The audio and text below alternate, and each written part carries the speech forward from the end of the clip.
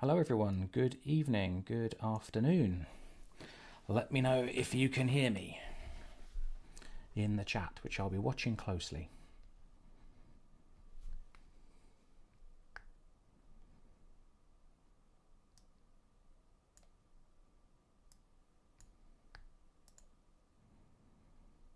Can we hear James? Hopefully you can still hear me. Good. Yeah. Good. Right, thank you, Ada. You can hear me. Excellent. So, we are live. However, I just briefly switched to Revelations, and I have the classic Revelations flickering texture problem that you get when you try to stream some of the older games. So, we have a small technical hitch, but that's fine. We always have small technical hitches. I am going to switch back to the waiting scene. I'm going to let Zark introduce everyone, whilst in the background I do technical stuff. So, Zark and the rest of the team who are here, welcome to the home of Let's Talk Assassin's Creed, and we're going to be doing some Discovery Tour stuff. Zark, why don't you introduce everyone and your team that you've put together? You did some fantastic stuff back in the AC15 event, so maybe describe all the hard work you did and everyone on this chat did 6 or so months ago. Yeah, sure thing. First of all, magandang hapon po sa inyo. Good afternoon over here to you all. If you don't know me, my name is Dark. I go by Master Hecate Ceremonials. It is my virtual photography brand, as well as the name of my channel. Just as a bit of some background, last summer, during the AC15 celebration, what we did, what we called a Discovery Tour streaming series, where we streamed every mainline game that was being celebrated as part of AC15, and we went on a virtual tour, doing some free roaming as well as some specific missions, to cover landmarks, history, people, and culture, that was featured in the time periods of every AC game. We did one for Revelations, so you can consider this as a sort of follow-up to that, a sort of appendix or a part two, so to speak. I just want to give a shout out to Ada, who is or the Science of Assassin's Creed, who is moderating the chat.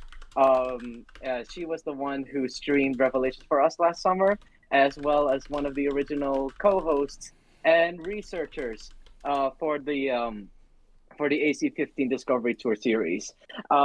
This started out as just a syndicate pub crawl with members of the AC Sisterhood to commemorate AC15. And then I brought Arsh. Well, during the planning of that, we got Louise, the nerdy archer, along with that. And then in the process of planning with Louise and Ada, I eventually got a hold of Arsh of AC Landmarks. And I actually didn't know that he was already doing something for AC15. Since he covered the RPG games beforehand, but we thought it was a good idea to reach out to him because he does cover landmarks. So things went hand in hand, and then we produced our first episode together. All three of us, me, Ada, Louise, and Arsh. We all did our first episode together was the Syndicate Discovery Tour. It was initially known as a pub crawl, going back, as I said earlier, but. So starting from Syndicate, we covered every mainline game afterwards in order of what was being celebrated. So next it was Unity, then it was Rogue, all the way up to AC1. So that's a bit of a backstory, but for this one, it is rather special. It is not just a part two or an appendix to our earlier Revelation streams, but we're also doing this for charity. We are part of an initiative called Assassin's Creed Community Relief, where we will be raising funds for the Save the Children Foundation as part of their earthquake relief efforts in Turkey and Syria. If you could donate, our moderators are posting the links in the group chat as to where to donate to this cause.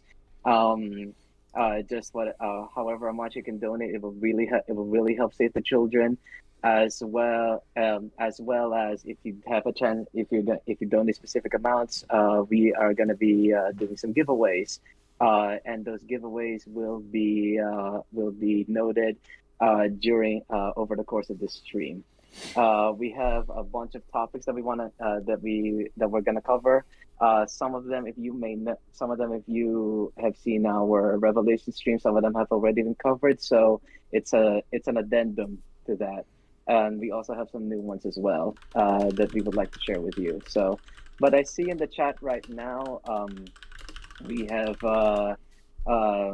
we have a lot of people. I see Assassin's Creed series. I see Surveillance Flowers. I see who else is in chat? Six Keys. Hi, Lisa.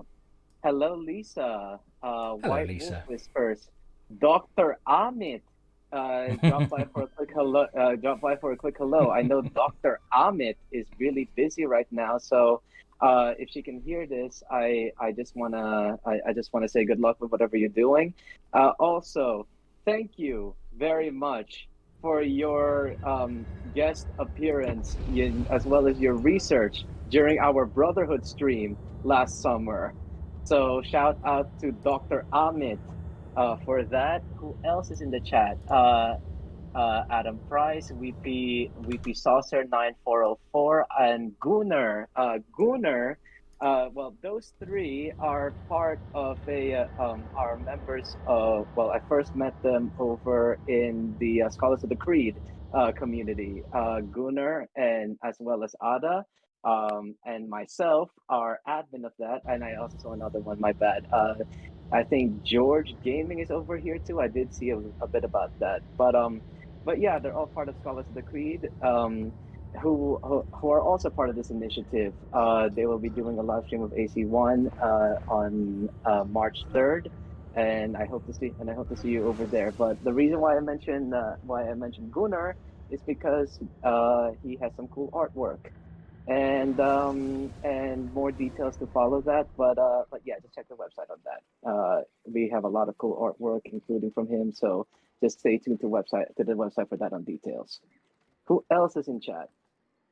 Oh, and I'm sorry if I'm taking up the other people's spaces. If you wanted to jump in, by the way, because Hi, we're here. Arshan Louise. I very nearly said hi to Ash in chat, completely forgetting he was on this call. Yeah, we're here. We're here. Thank Zark was taking the introductions away from us, but yeah. Hello. Yeah, I'm Arshak. I'm the founder of AC Landmarks, and we have prepared a lot of research of Turkey for you guys. Yeah, as Zark said, this has been research that celebrates the Turkish culture and celebrates the Turkish history too, in its architecture and events that happened. Yeah. So if you want to donate, please donate at the link. Probably it's in the description, or go to accommunityrelief.org. I'll hand it off to Louise right now. Thank you. Yeah, as Ash said, hello, I am Louise. I'm also known as the Nerdy Archer online. I am an archaeology student. I also do a lot of archaeo gaming, which is kind of sort of the Discovery Tour stuff. And you might recognize me from the stuff that I do as part of like the Ubisoft style players, and when Arshak, James, and everyone invited me to come and help with this Discovery Tour-esque archaeo gaming thing, I couldn't be more excited because some of the stuff that we've been looking at has been really, really interesting, and it's for charity, and who can say no for that? Yeah. But yeah, further ado, James, what thing? I see you're in AC Revelations now. And it's not flickering. And for Yeah, people it who've looks been, good. it looks very pixelated. Yeah. Anyway, you will notice, people watching, that I really do not remember the controls in this game. So feel free to laugh at any time in chat. As It shall bring about tons of fun moments. Exactly. Oh, yeah. That's what shorts are for later. Exactly. Oh, I also yeah. wanted to mention. I also wanted to mention, stick around, people, because we have a lot of free giveaways to give, and we have a lot of raffle giveaways to give. The free giveaways that we are giving are a 1-month Discord Nitro subscription, Dawn of Ragnarok DLC, an AC Valhalla Forgotten Myths comic book, and the AC Valhalla Song of Glory. I think that's a comic book too, right? Yeah, it's a comic It book. is. Yeah, and I think it's a digital copy that we're giving away. that's great. I think we thank Access the Animus for making these Forgotten Myths and Song of Glory like available Absolutely. for the free giveaway. And as for the raffle prizes, thing when topic 1 is done, we'll be starting the Ezio collection on Switch. The raffle starts at $5, but instructions to follow. Just stay tuned.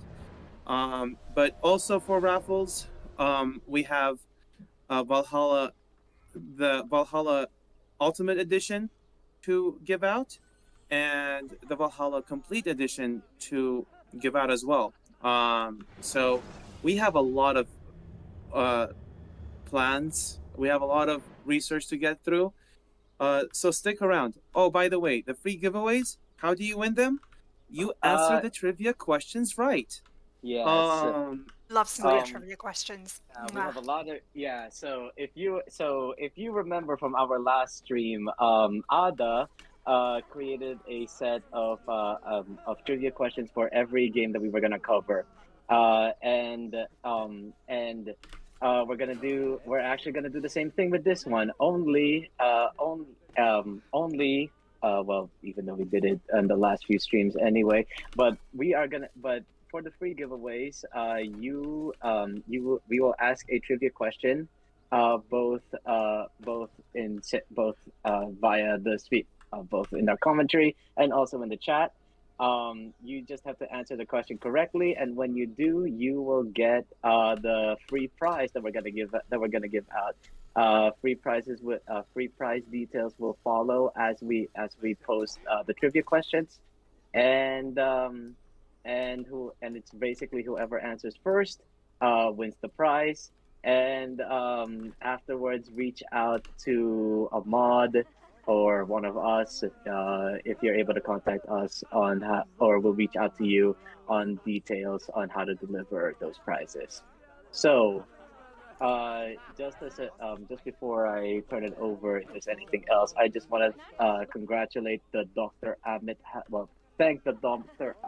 Amit household for your $10.69 donation. Thank you, Amit.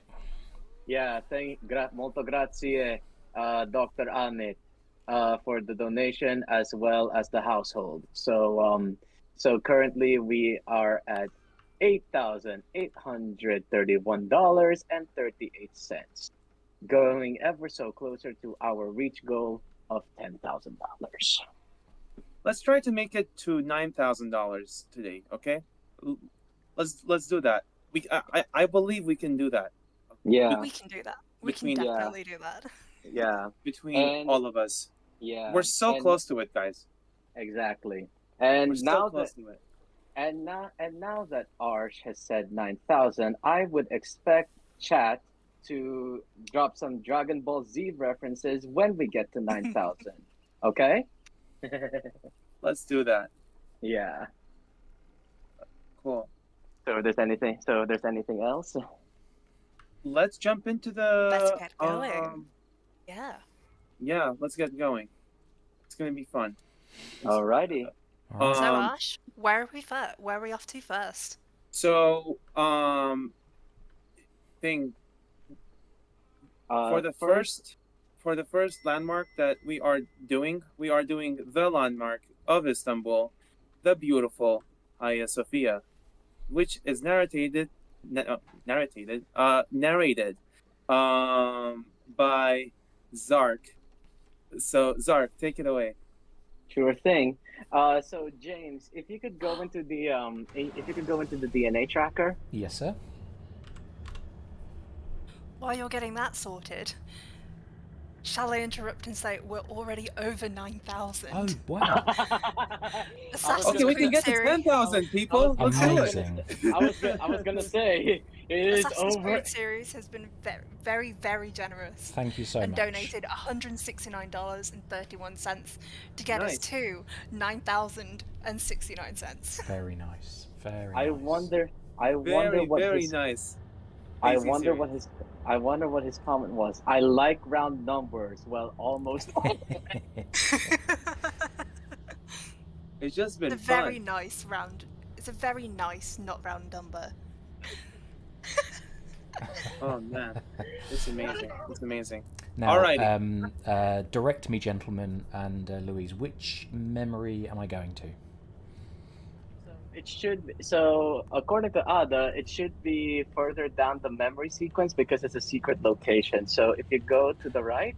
Oh no. Now, you're assuming I've unlocked any secret locations in this game, right? Oh no. Let's see. Nope.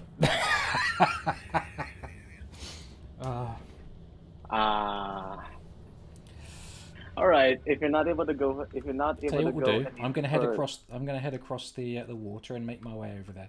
You start. You start your thing. Hold on a minute. So I'm just seeing. So. Oh no! I'm seeing 0% secret locations now. Yeah, there's a delay on the stream, but I'm seeing it right now. Okay, so all right. So in that case, if you want to do free roam, on to Hagia Sophia, and then I can I'm on it. and then I can talk about that. I always love that sequence, by the way. Like I tried to do some photo captures on that the other day, and like it's just the little details that you miss when you do that. But yeah, this is just so much beautiful. I'm going to make a little So? disclaimer to the viewers before you get into the details, Zark. I have played this game in terms of I have completed the main story. I haven't mastered this game, as you will tell, and there's a lot that I probably don't remember. So you're not going to be watching any pro level parkour or combat today. All good. All good. All right. So anyway, just as James is making his way into the Hagia Sophia, or if we can see it a little bit right now, I'm because going to head up onto a roof for you and give you a nice view. I gotcha. I guess I saw it a little bit. That's beautiful. So anyway, we delayed long enough. So let us begin this talk on Hagia Sophia. So when the building was first built, it was known as the Megale Ecclesia, or the big church. This church was the place in which Byzantine rulers were crowned, and it was also the biggest operational cathedral in Constantinople during Byzantine times. The first church was constructed by Emperor Constantius in 360. He is the successor to the Byzantine Emperor, Eastern Roman Emperor Constantine. The first church was was covered with a wooden roof and expanded vertically. Now, because of this wooden roof structure, the church burned down after a public riot in 404 between disagreement as a result of disagreements between Emperor Arcadius's wife, the Empress Aelia Eudoxia, and Istanbul's patriarch Saint John Chrysostom, the latter of which was exiled. Now, the second church was constructed in its place. The second church was reconstructed by Emperor Theodosius II in 415. This basilical structure is known to contain 5 naves and a monumental entrance. However, it was still covered by a wooden roof, and if it didn't go well the first time, it wouldn't have gone well by the second time, because by the rule of the Emperor Justinian in 532, he had taken extreme measures to, just as a context, he had taken extreme measures to get back Roman lands and increase taxes on his people. And because of the increased taxes, the people revolted. Hence, the church was demolished in January 13, 532, as a result of public riot, known as the Nika revolts, during the 5th year of Justinian's reign. And this was when the aristocracy, the tradesmen, and the merchants basically collaborated together against the empire. You gotta be sneaky while we're going over here. But oh my god, that is beautiful, by the way. That is so beautiful. Anyway, after the 5th century, it was the church was now referred to as the Hagia Sophia, or Holy Wisdom. If you're counting, this is now the 3rd building constructed in the same place with a different architectural understanding than its predecessors. And Hagia Sophia is considered the embodiment of Byzantine architecture, and is also said to have changed the history of architecture. When the Hagia Sophia was built, it was so damaged that Justinian just wouldn't forget it. He just he ordered the whole structure taken down, and this new basilica was was built in its place. And what you see in AC Revelations is this 3rd church, ordered by Justinian, and it was on the order of Justinian that it was built by the Byzantine mathematician Anthemios from Tralles, today now known as Aydin, and the geometrician and engineer Isodoros from Miletos, known today as Balat. The construction of this 3rd church, if you want to walk around, by the way, James. Yeah, I'm just setting up a few nice views. Now I'm gonna walk somewhere else and set up a different view. I gotcha. Do you have VP tools on, by just out of curiosity? I don't think there are any for this game, are there? Okay. I was just wondering. It would be handy if there was. Oh yeah, definitely. But anyway, Oops. Jim, yeah. Don't mind me. But anyway, yeah, it's all good. Justinian. So for the construction of this Hagia Sophia, it combined 3 traditional basilical plans with a central dome in design. The structure has 3 naves, 1 asp, and 2 narthex, 1 internal and 1 external. The length of the from the apses to the outer narthex is 100 meters, and the width is 69.5 meters. The height of the dome from ground level is 55.6 meters, with a radius of 31.87 meters in the north-south direction and 30.86 meters in the east-west direction.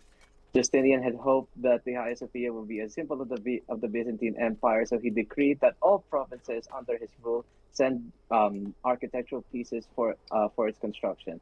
The columns and the marbles used in the structure were taken from the ancient cities in and around Anatolia, such as Aspentus, Ephesus, Baalbek, and Tarsa. The white marbles used in the structure came from the island of Marmara. The green porphyry came from Egribos Island. The pink marbles from Ophion, and the yellow marble from North Africa. The decorative interior wall coatings were established by dividing single marble blocks into two and combining them in order to create symmetrical shapes. In addition, this structure includes columns brought in from the Temple of Artemis in Ephesus to be used in naves, as well as 8 columns brought in Egypt to support the domes. In all, the structure has a total of 104 columns, 40 in the lower and 64 in the upper gallery. All of the walls of the Hagia Sophia, except ones covered in marble, have been decorated with exceptionally beautiful mosaics. Gold, silver, glass, terracotta, and colorful stones have been used to make the mosaics. The plant-based and geometric mosaics are from the 6th century, whereas the figured mosaics date back to the iconoclast period. During the East Roman period, the Hagia Sophia was the main cathedral of the Byzantine Empire, and as a result, as I said before, was the place in which emperors were crowned. The area that is now right of the naos, where the flooring is covered with colorful stones and an intertwining circular design called an amphilion, is the section in which the Roman emperors were crowned. The construction of this third church started in 532 and was completed 5 years and opened for worship on December 27, 537. Now we move over to Muslim rule. When the Ottoman Sultan Mehmed II, also known as Mehmed the Conqueror, conquered Constantinople, thus ending the Byzantine Empire and the Roman Empire with it. Mehmed then had his subjects convert the church into a mosque because of his Muslim faith. Furthermore, buttresses were added to the Hagia Sophia to protect it from collapse during the reign of Sultan Murad III by the historical architect Sinan, who would be inspired by the ancient edifice. This used the existing architectural style, which was Gothic Christian, with Islamic art and aesthetics in a series of grand mosques. Thence, you see why Hagia Sophia's architecture is a mix of Christian and Muslim faith. The domes, now over the centuries, the domes and walls collapsed many times during the Byzantine period, but never collapsed again after the renovations of Sinan, the architect Sinan, despite the many great earthquakes in Istanbul. It was also during this time that the Ottomans installed panels that featured the names of Allah, the Prophet Muhammad, and the first 4 caliphs and the Prophet's 2 grandsons. The Hagia Sophia transformed into an entire complex which included a mihrab, minbar, rostrum, minarets, Sultan's office, sardivans, fountains containing water with ritual ablutions. I'm sorry if I'm pronouncing that. A madrasa, a library, and a soup kitchen. In addition, great importance was attached to the interior decorations. Now, a mihrab,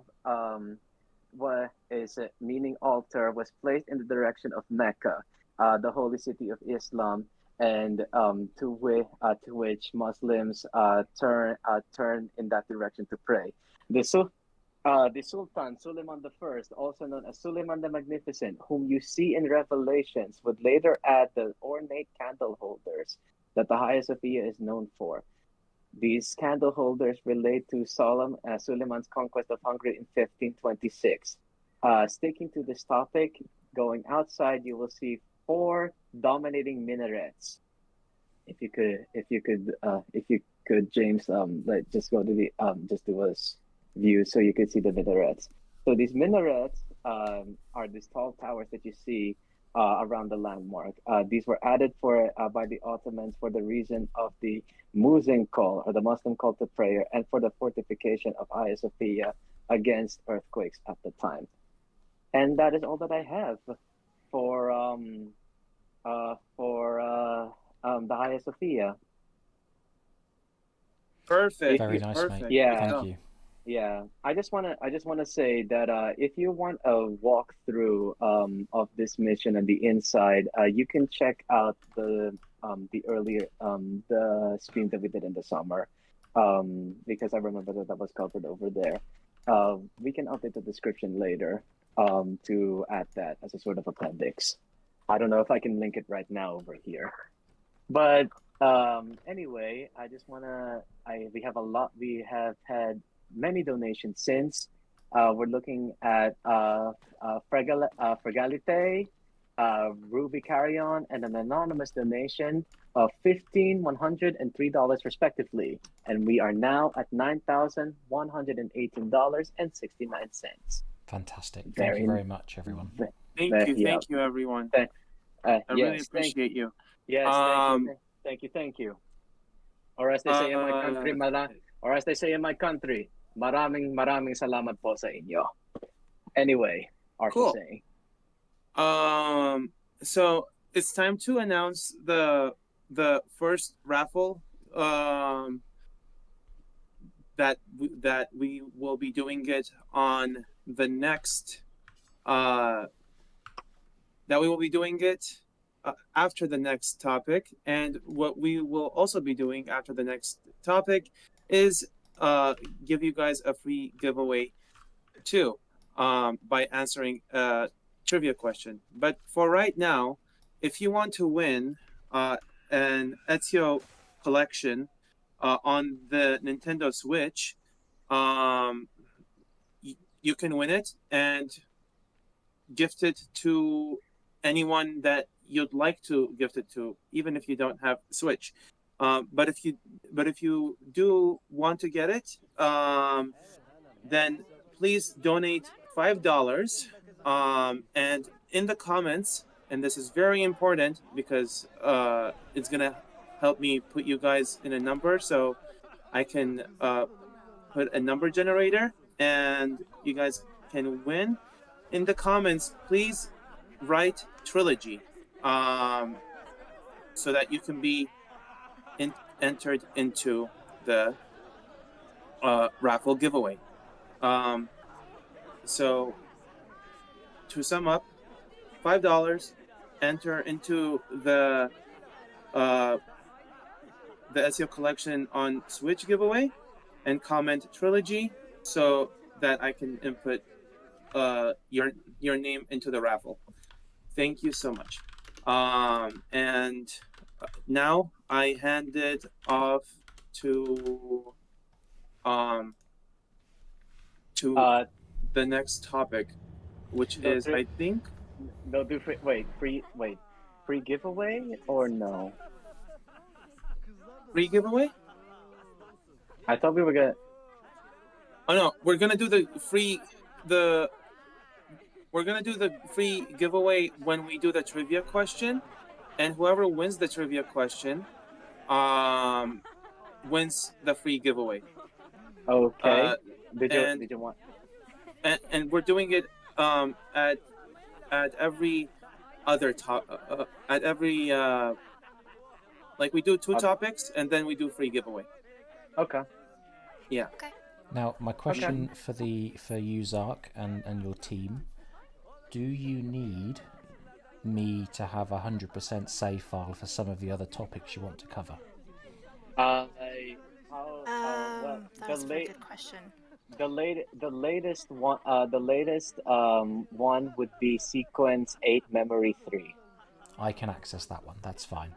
If it's the secret memories and the additional memories, as we saw earlier, I don't have those. But Assassin's Creed series, thank you for your message in chat. I did miss it the first time, but yes, that's very kind, and I will collect that after we finish the stream, because that will be very helpful for the future. Thank you. And hello, Declan, my brother in podcasting is here as well. Hello, Declan. How are you?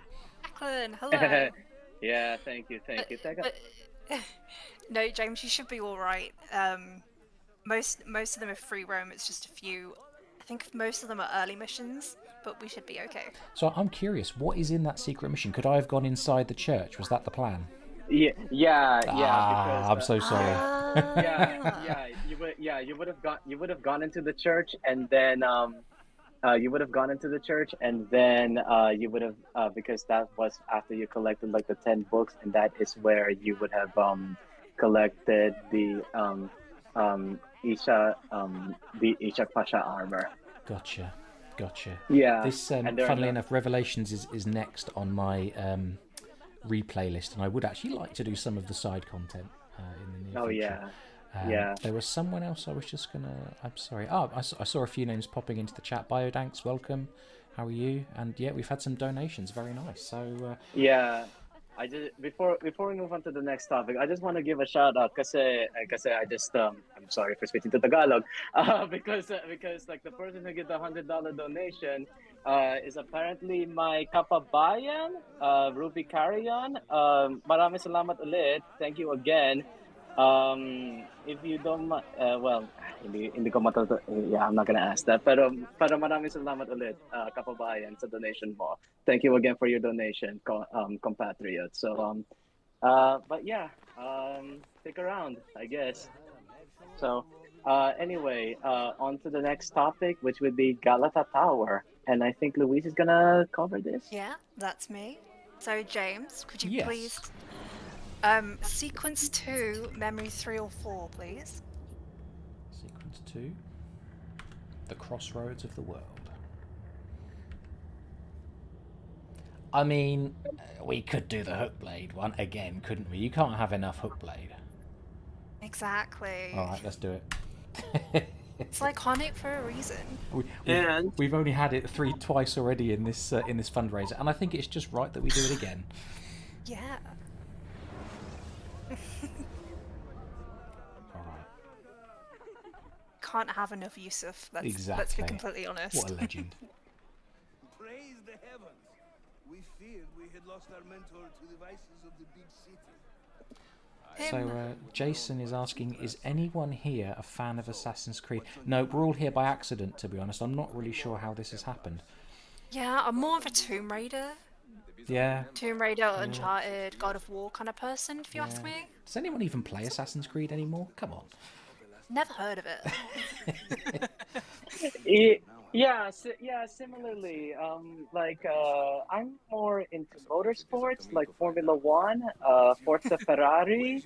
AC, that's Animal Crossing, right? Mm-hmm. Yeah.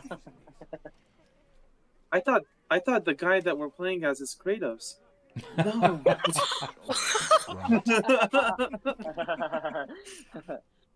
And I was, and who is Ezio? I only know of Enzo, Il Commendatore Enzo Ferrari, who just celebrated his 125th birthday last month, actually. So, long may he live. Well, anyway. So I'm going to follow Yusuf, and feel free to tell us more about Galata Tower.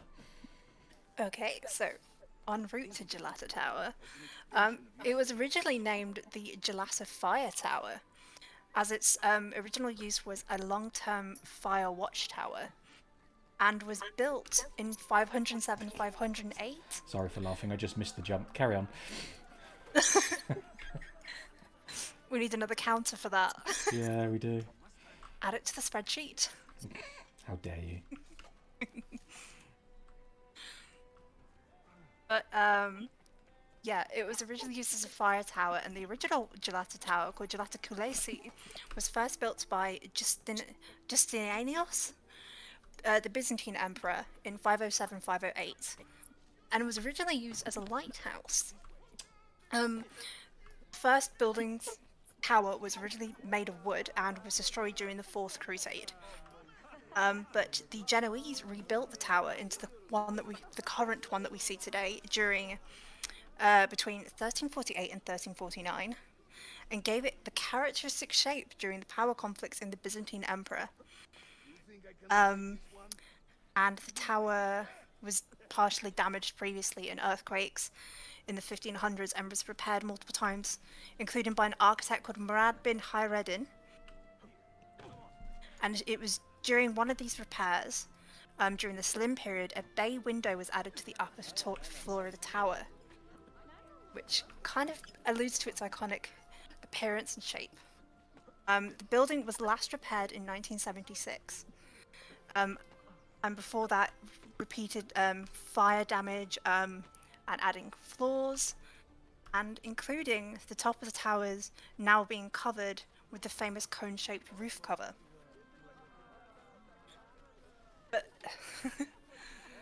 How are we doing, James? We have just reached the base of the tower. Excellent. I could just go and climb it now and ignore Yusuf. But that would just be rude. It would. We can't ignore. Don't be rude to him. You know, I really struggle to do these moves, so this will be funny, you know. So we'll carry on.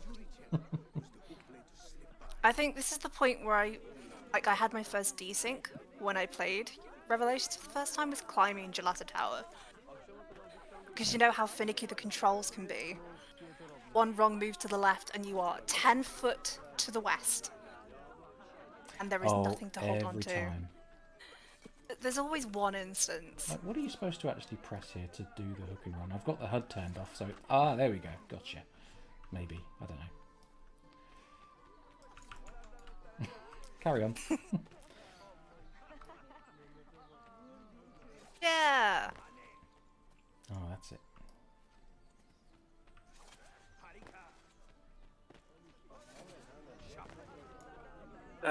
That's all we have on the Galata Tower. Oh, okay. There is one more interesting fact. In 2020, it was restored again, and now, and obviously, before the earthquakes and everything, it could be visited again. It contains a museum, love a museum, and a restaurant on the highest floor of the tower. Yeah, and apparently, there's I heard from Sophia's stream that they're doing like a simulation in there of like Assassin's Creed. Oh. Was that it? Chat, if you were in Sophia's stream, that would be like some helpful information to have. I think that would be a really cool thing to do for the Galata Tower, because I don't know if you've seen that several other museums in the UK have started doing that. They started incorporating, like James, I know we spoke about the Ashmolean exhibit, Yeah, looking forward to which that. is using, but there's one in Winchester in the UK which uses some of the Valhalla stuff for like the Battle of Eddington at the end of Assassin's Creed Valhalla. And I've visited and I've seen it incorporated, and it's bloody amazing. To cut it short, it is amazing. It kind of invests you and gets you to really rethink museum exhibits in a different way. Tower. Sorry, nearly did the suicide jump here. Oh dear.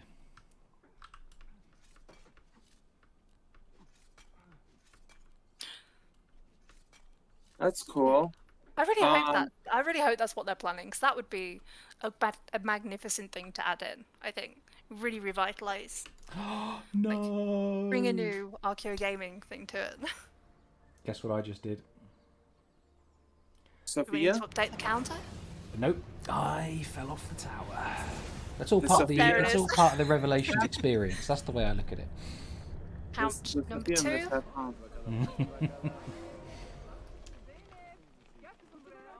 Oh man. Oh Jesus. Oh no. See, Exactly half an hour after the last one. see, when we're streaming, the stream is delayed for like 2 hours. Yeah. No, not 2 hours. It's The about stream 5 or is 6 delayed seconds. Yeah. for like 6 or 10 seconds. So when whatever you're speaking is happening to me 10 seconds later, and I'm like, huh, interesting. And then Because I just saw James climbing, and then while I was talking, all I heard was a little oh, and then yeah. 10 seconds later, just oh.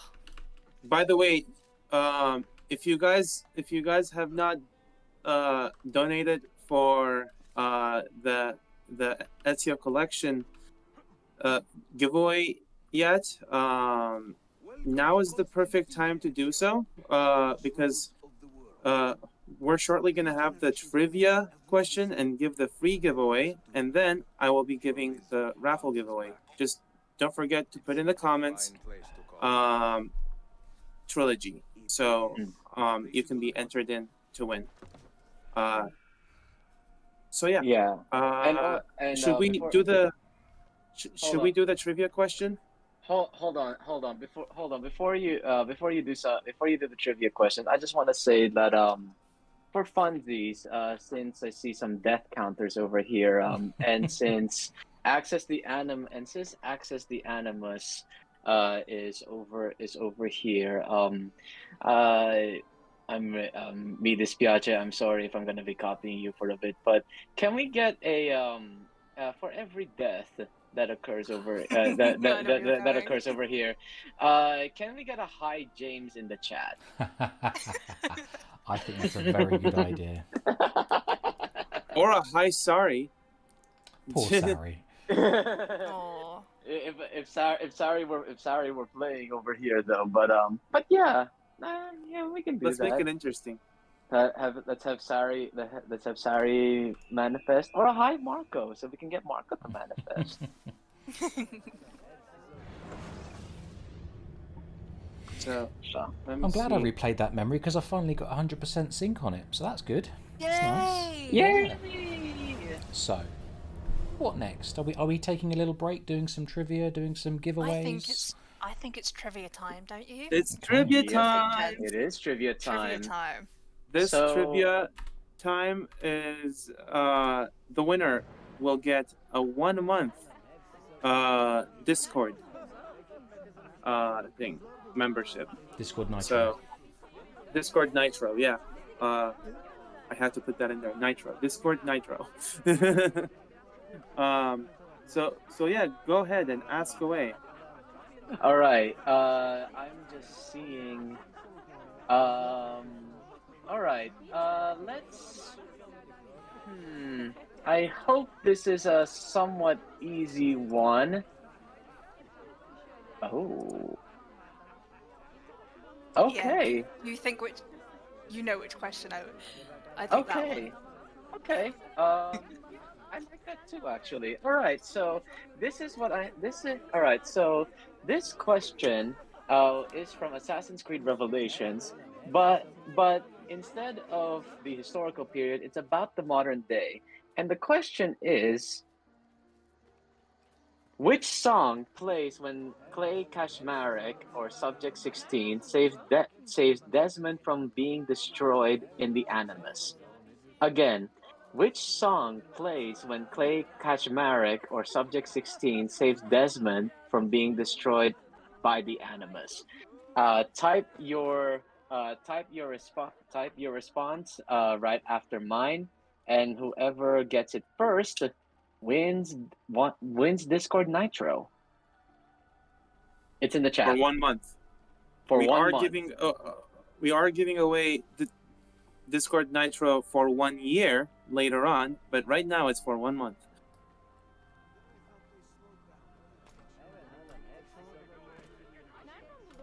So,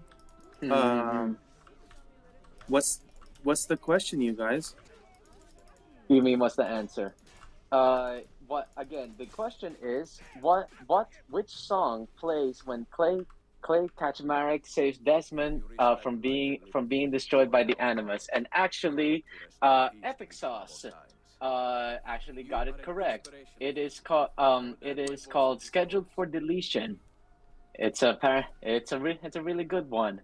Apparently, because I have not listened to that yet. So, well, or probably Have did, you but I need not? to listen. Or probably need to listen to it again. But I will.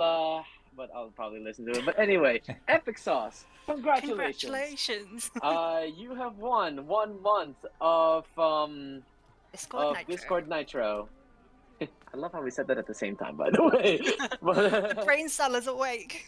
Exactly, but yeah, one of the mods should be getting in touch with you on how to get it delivered.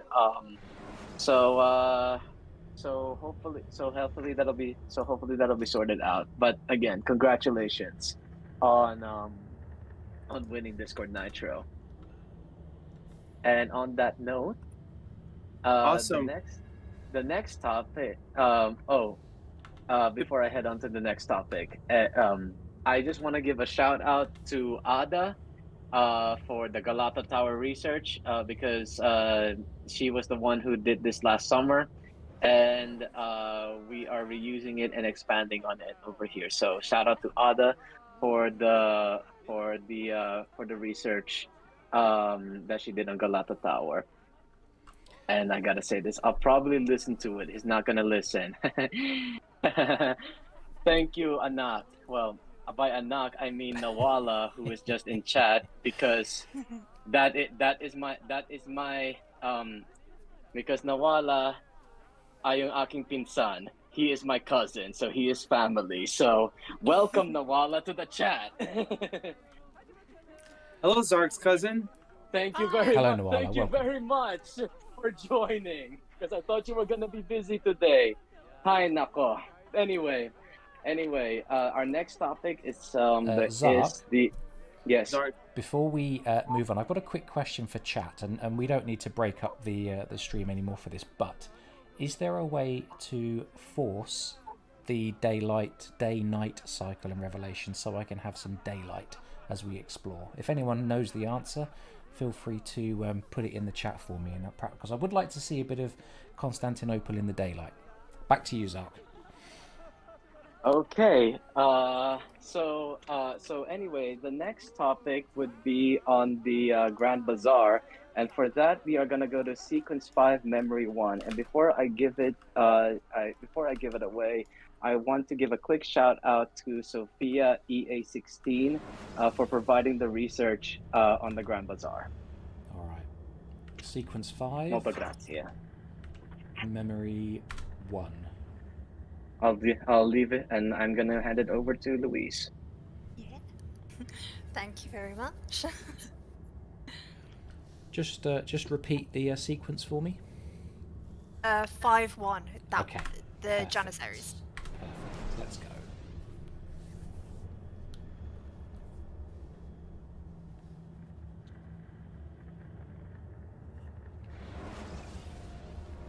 There we go. All right. So for okay, go ahead. Good to go? Uh-huh. Let's go.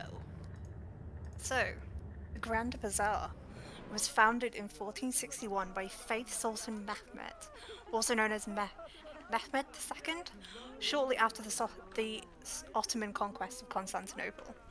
There are rumours claiming that the market was actually built during the Byzantine period, but there are fewer sources backing this theory up versus the original thought of it being built after the Ottoman conquest. It looks absolutely gorgeous, wouldn't you agree?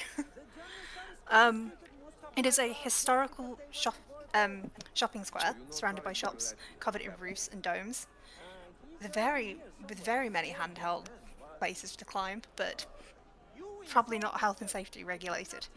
In the 15th century, Mehmet II built 2 stone bedestans, which are covered markets, or exchanges as a source of income for the Assayan Mosque, also known as the Hagia Sophia, as we've already established. These markets were known as the Kevahir and Sandal bedestans. These are where the most valuable items and antiques were to be found previously.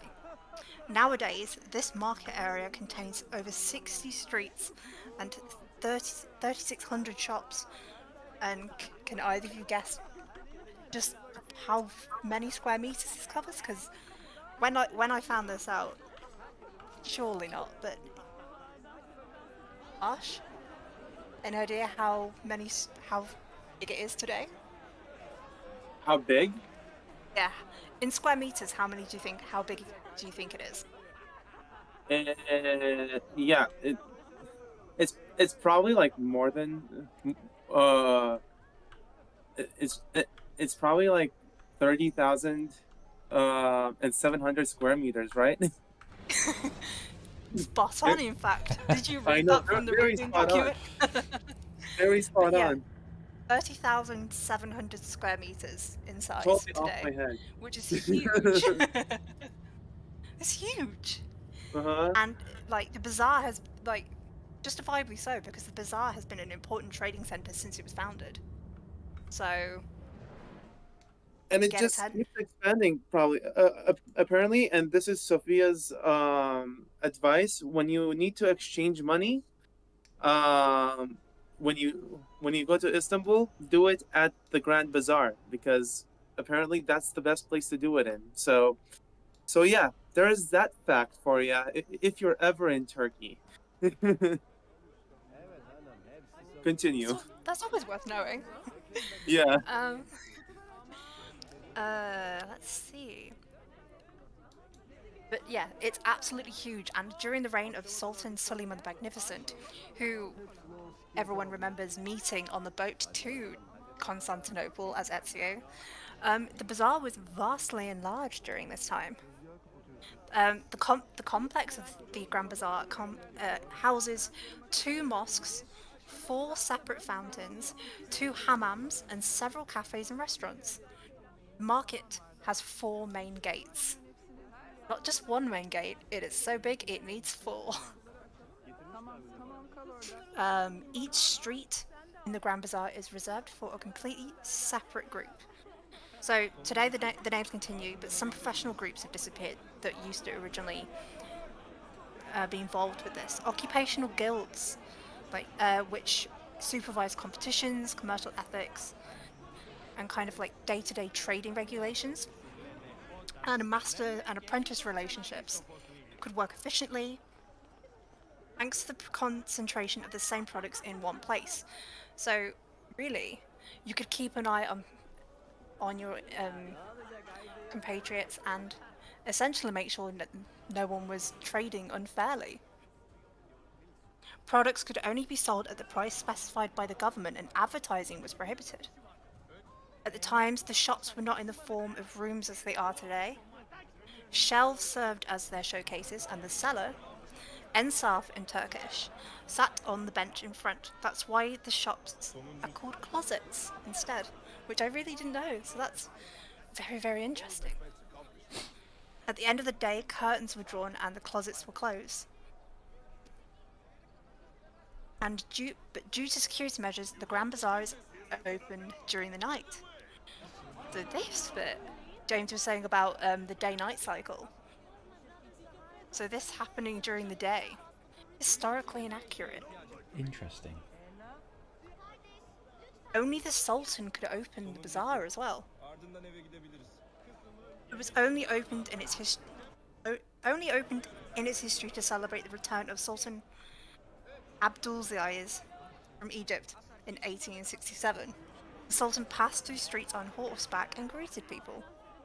During the Ottoman period, according to the law, Muslims were required to wear yellow shoes, Orthodox Greeks to wear blue, Jews to wear black, and Armenians were required to wear red. Oh, Armenians. Hello. I'm Armenian. Oh, are you? Yeah, I am Armenian. And Turkey and Armenia have had good history and bad history with each other. But you know what? In these times, it's good that people look out for the ones in need and help around, because doing good is good, you know? So Definitely. yeah. Continue on. I just love that you brought up Armenians in there. Ah, Yeah. damn it. Guess I'm in trouble now. What are you doing in the stream, James? Getting into trouble with Janissaries. Don't mind me. You carry on. Ooh, just kicked Oh, me. James. But the last interesting fact I have about the Grand Bazaar, there were no restaurants there in the Middle Ages. Everyone brought their own food. Foods that could be found included doner kebab, and chicken breast, and were sold at kiosks. So essentially I feel like during Middle Ages period anyway, that one of the things that, something that continued into I'm trying not to link it back to the Victorian period, but the Victorian period in pubs, where they wouldn't have a menu, you would bring food, and they would cook it there for you. They would do the same thing here. Like, if you wanted to have food, you would bring food there, and they would cook it with you. they would cook it there for you. That's so cool. That's the thing. If like Middle Eastern people and have like one thing in common is like the love of food that we have, and the love of kebab too. Uh, So so many good dishes. so many good dishes, and Turkish food and like Armenian food are like similar. But when I went to Canada, there was this Turkish restaurant over there, and their kebabs were just amazing. And the owner was from Turkey, and he's like, "Yeah, I just brought my thing over here, my business over here." I'm like, "That's so cool." But yeah, it's really nice to have Excuse me. May variety. have just got detected. I was just messing around. Carry on. Yeah. Cool. Alrighty. Continue on. What's so grand about the Grand Bazaar? It's vast sized and many different shops available. And also James desyncing. That was a spectacularly grand. James, I think when you're calling the assassins, people are just like leaving. So you're just being like spotted out and not hiding in plain sight. You know? I should not have called assassins there, but I just wanted to try it just because I love the little hand gesture that he does, and then they come leaping off the roofs. It's great. Yeah. I think it's something that I wish Ubisoft games have and like have right now. I really want Basim to like work up to be a mentor in Mirage, and then just like call assassins like we used to. Oh man, that would be so cool. But yeah, thing. So That's everything I have on the Grand Bazaar. everything you have on the Grand Bazaar. That's great. That's great. So before we go into the fourth topic, which we will discuss, I wanted to put out there that after the fourth topic, we will be having a free giveaway, and we will be giving out a copy of Dawn of Ragnarok to one of you kind souls who answer a trivia question right. But not only that, we also have an ultimate edition of AC Valhalla to give away, but that will be a raffle that starts at $10. So if you donate $10 and put in the comments ultimate, you will be entered in the raffle to win AC Valhalla Ultimate Edition. That that raffle will be decided after the free giveaway.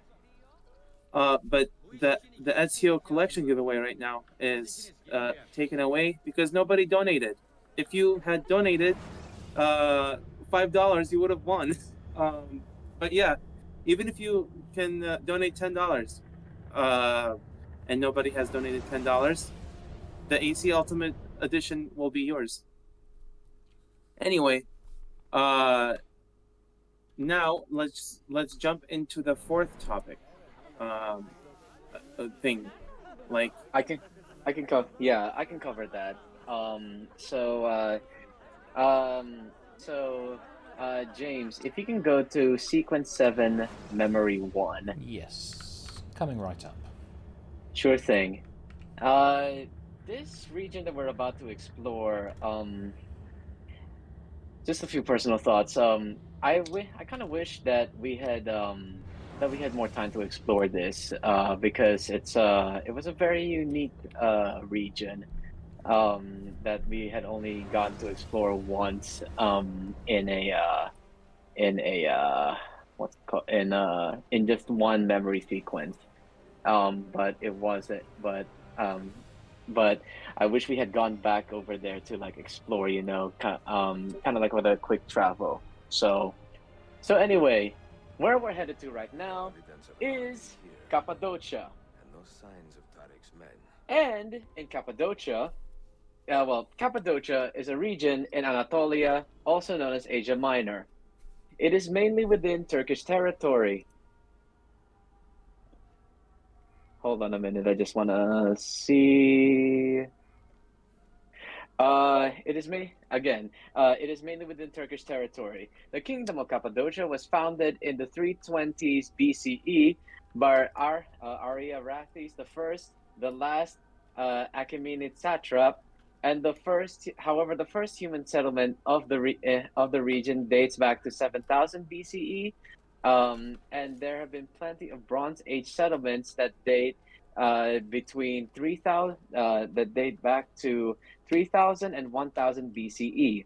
This region is famous for its fairy chimneys, which are beautiful spires of rock formed by erosion, which we will get to. I'm kind of going a little bit too fast, but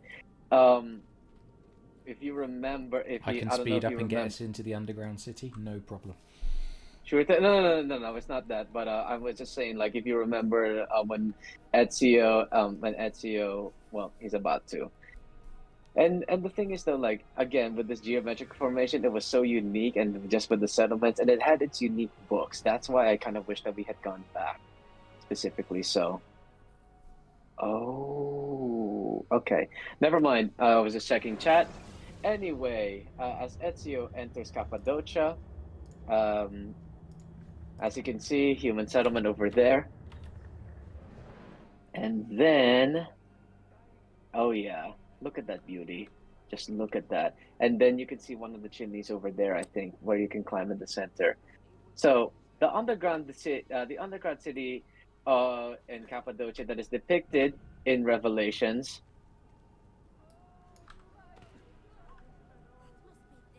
Once you turn off the HUD. Yeah, I thought I'd turn off the HUD to make it look more cinematic. Okay, it's all good. It's all good.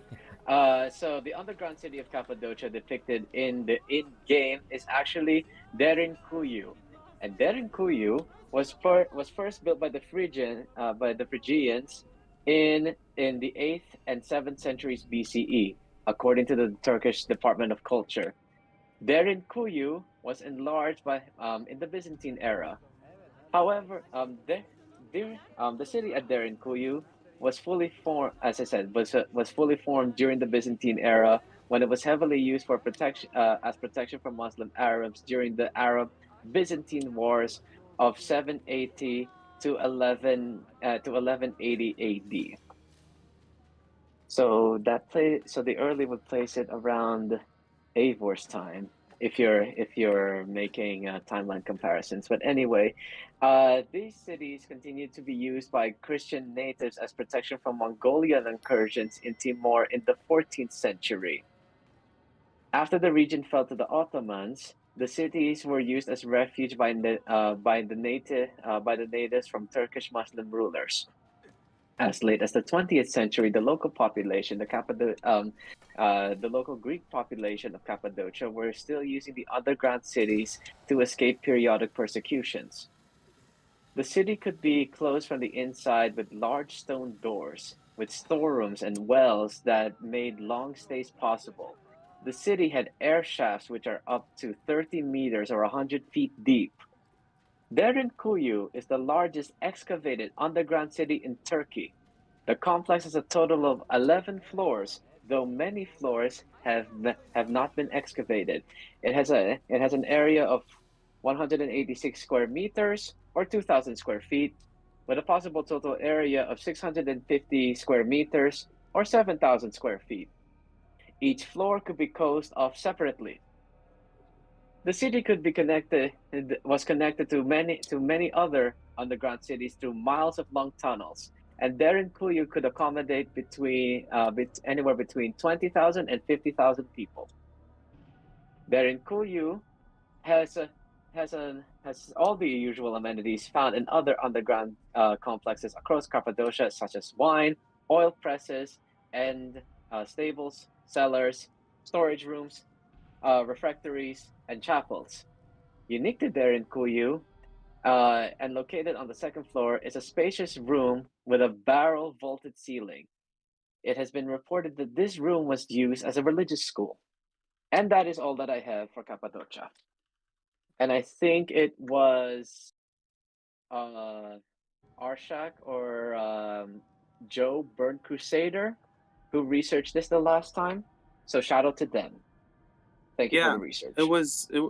it was Burnt Crusader who did it. So, think yeah, Joseph.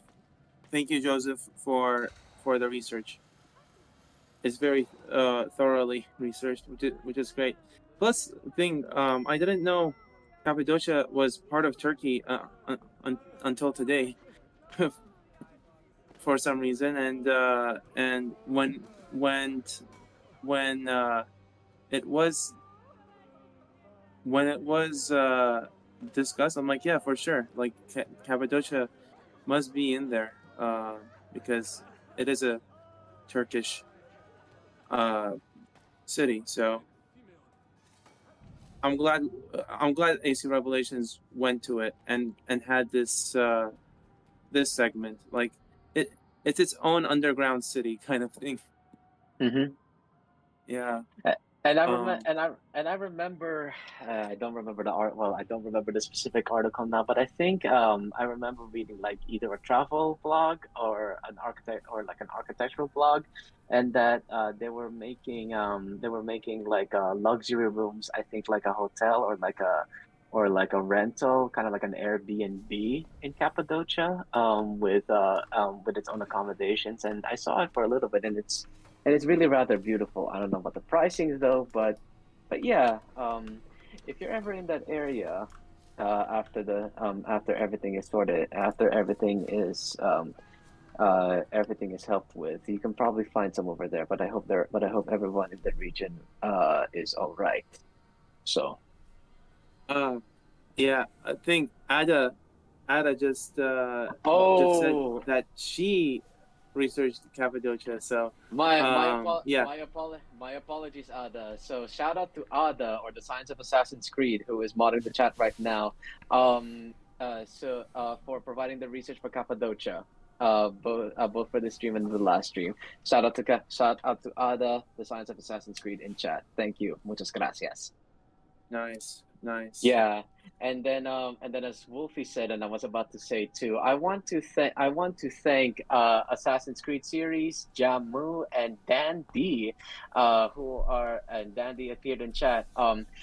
Thank you so much for your donations. We are now at $9,153.69. Yes, thank you Hello, very Dan, much. and welcome as well. Yeah. Dan D, I wanted to ask, did you also want to be part of the ultimate AC Valhalla giveaway, the AC Valhalla Ultimate Edition giveaway? You did donate $10, but you didn't put the code Ultimate in there. So I just want to be as fair as possible. Please provide your answer. But with that said, can we do a trivia question and do the free giveaway? Yeah, sure thing. Sure. I am reaching out to our last winner to see if he can pick the next game. If not, then I'm probably gonna go with another Revelations one, unless he wants it. Well, Dan says he would be very interested. So I wasn't listening to what you were offering because I was too busy assassinating. So whatever you offered sounds good. Okay, alrighty. Awesome. Cool. Guys, you have until the free giveaway ends to enter in the raffle for an AC Valhalla Ultimate Edition. All you have to do is donate $10 and comment Ultimate to enter, and then you'll be in the raffle. But yeah, go ahead and ask your free giveaway trivia question. All right, so Epic Sauce, what game do you want to go with since you were the last winner? Can you pick the next AC game? Just any game. Well, any of the mainline entries that were featured in AC15, AC1, AC2, AC3. Hold on a minute. I'll type it in chat. AC1, AC2, Brotherhood, Revelations, AC3, AC4, Rogue, Unity, Syndicate, Origins, Odyssey, and Valhalla. I'm not gonna do Mirage because we don't know that yet, and there's no gameplay. So. We also have questions for Liberation and Freedom Cry if you're interested. Oh yes, Liberation and Freedom Cry, right? Thank you, Louise.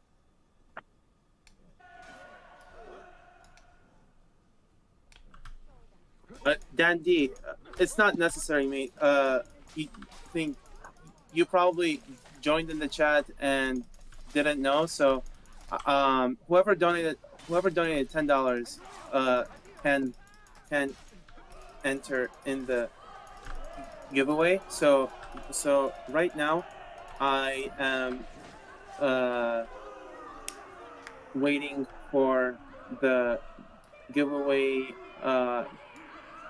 for the trivia question to be asked and the free giveaway to be given, so I can say who won the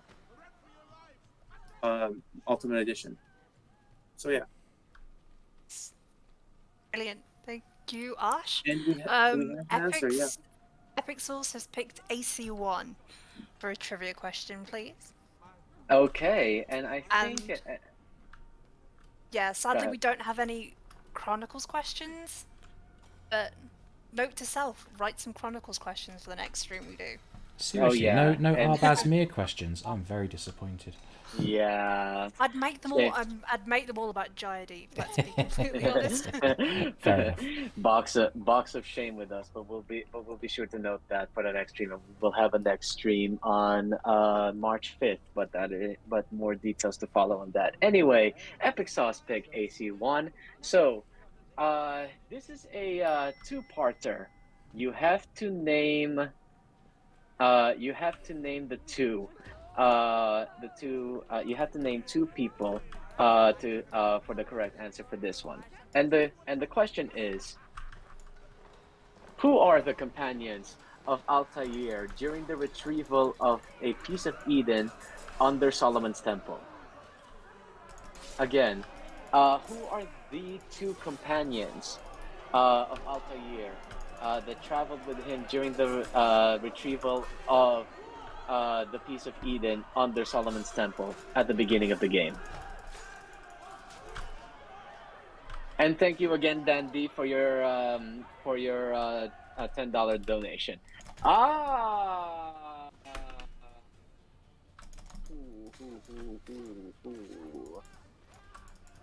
I'll be something came up. I will be right back. If you want to keep chat going, by the way.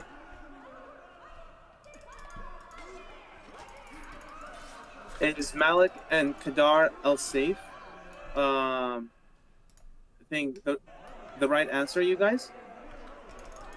Yeah? Yeah, right? Yeah, that's the right answer. That is awesome. That is the right answer. However, as Wolfie has reminded us, free giveaways are only one per person. So here's what we can do. Okay. Here's what we can do. Epic Sauce. Since you already won the 1 month Discord,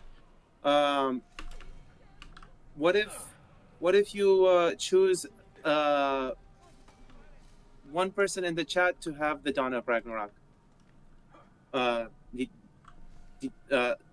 DLC? How's that, chat? I mean, Does that sound good to you guys?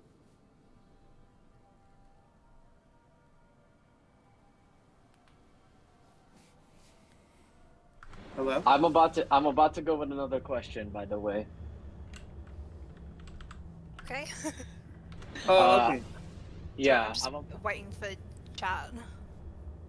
yeah, I'm about to go. All right, you know what? All right, you know what? Hold on a minute. I am gonna go with another question. Give me a minute. All right, so let's make it a little bit tougher, shall we? And this is a four-parter. And Ooh. this is a four-parter. And it's an order question. This is this is very, very specific. So I am going to give you four things, and you need to put them in the proper order. And the question is, I'm about to type it in chat.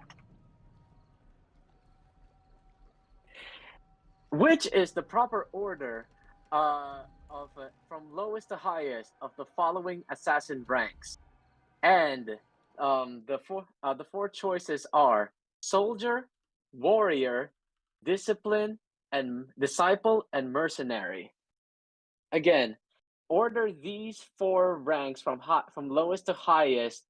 Order these four assassin ranks from lowest to highest: soldier, warrior, disciple, and mercenary.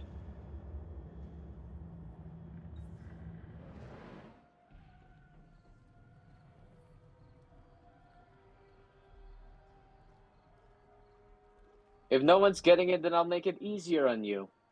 Yeah, just choose What an is the easy question. No. I'll make it easy on you. We'll give you the first one. Yeah. So, Oh wait, AC series. actually, Assassin's Creed series got the correct answer. It's soldier. Well, I'll let that go. Discipline. It's actually disciple. I'll let that go. Soldier, disciple, mercenary, and warrior. Congratulations, Assassin's Creed series. You have won the free giveaway. All right, awesome. Now we give the Ultimate Edition giveaway of AC AC Ultimate Edition, and just give me a second here to see who the winner is. Let me see.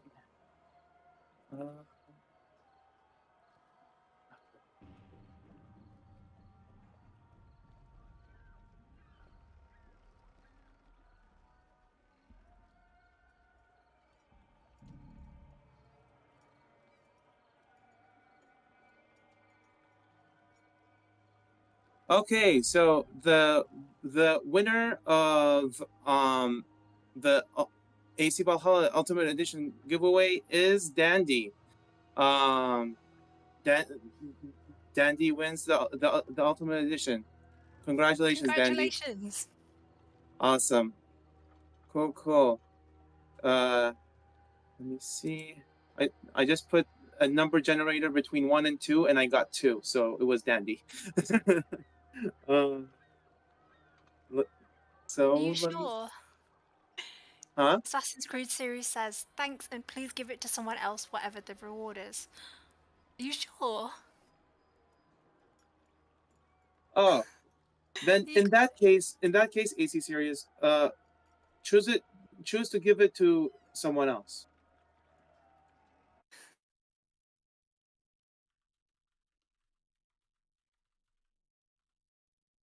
In the chat, of course. That can be Fregalite, that can be Jakatu, not Epic Sauce because he already won, or she. Or if you're on Discord, DM one of the mods, or DM me, or any of the hosts. We just got connected recently, so DM me whoever you want to give it to. Okay, how about that? DM either one of the mods or one of the hosts. All right, Frigilite. Okay, we will give Cool. it. We will give that to Fregolite then. Awesome. Thank you so much for that, OC Series. It's very generous of you. And congratulations to Regolite, who is now getting a code for Dawn of Ragnarok DLC. Yeah. Yes. think. Yes. A code for Dawn of Ragnarok DLC. So I've just seen the comment in chat from Jagotu. Welcome, Jagotu. I recognise your name, and we've exchanged a few emails in the last few days. Yes, Jagotu got a very nice prize. Was it in Sophia's stream? I think so. That's very kind, and congrats, Fregolite, on the little award there. Very nice. And Assassin's Creed series, very generous. Adam Price. That's also a name I've seen a lot in the socials. Welcome, Adam. So with the giveaways given, let's go into another topic. Wouldn't you guys agree? So for the next topic which I will be covering, James, if you could please go to sequence 6, memory 2. And we will be discussing Memory 2. And we will be discussing the elite Ottoman infantry unit. You can almost say special forces unit called the Janissaries. So before you launch into your historical facts, give me a minute. I think what we've learned is we need to start the memory, maybe do a cutscene so we can start exploring. So give me a minute to just get into it, and then we'll make a start. And I had forgotten this memory. I seem to remember it being quite hard. So thank you for choosing it. Yeah. So the count is going to skyrocket any moment now. Oh yeah. So as Ada noted, while we were doing a research, like we went from the Grand Bazaar when we had to tail Tariq Barleti, and this is now his assassination, the assassination mission in which he's the target. So we come full circle on Tariq Barleti. You poor man, I feel sorry for you. Anyway. What is a Janissary? A Janissary is, well, the word Janissary is derived, or a Janissary is derived from Yanicheri or Yanicheri, meaning new soldiers. It was the elite infantry unit of the Ottoman army. The Janissary Corps was established in the 1360s under Sultan Murad I to meet the growing military needs of the Ottomans, and the Janissaries were under the direct command of the Ottoman Sultan until they weren't.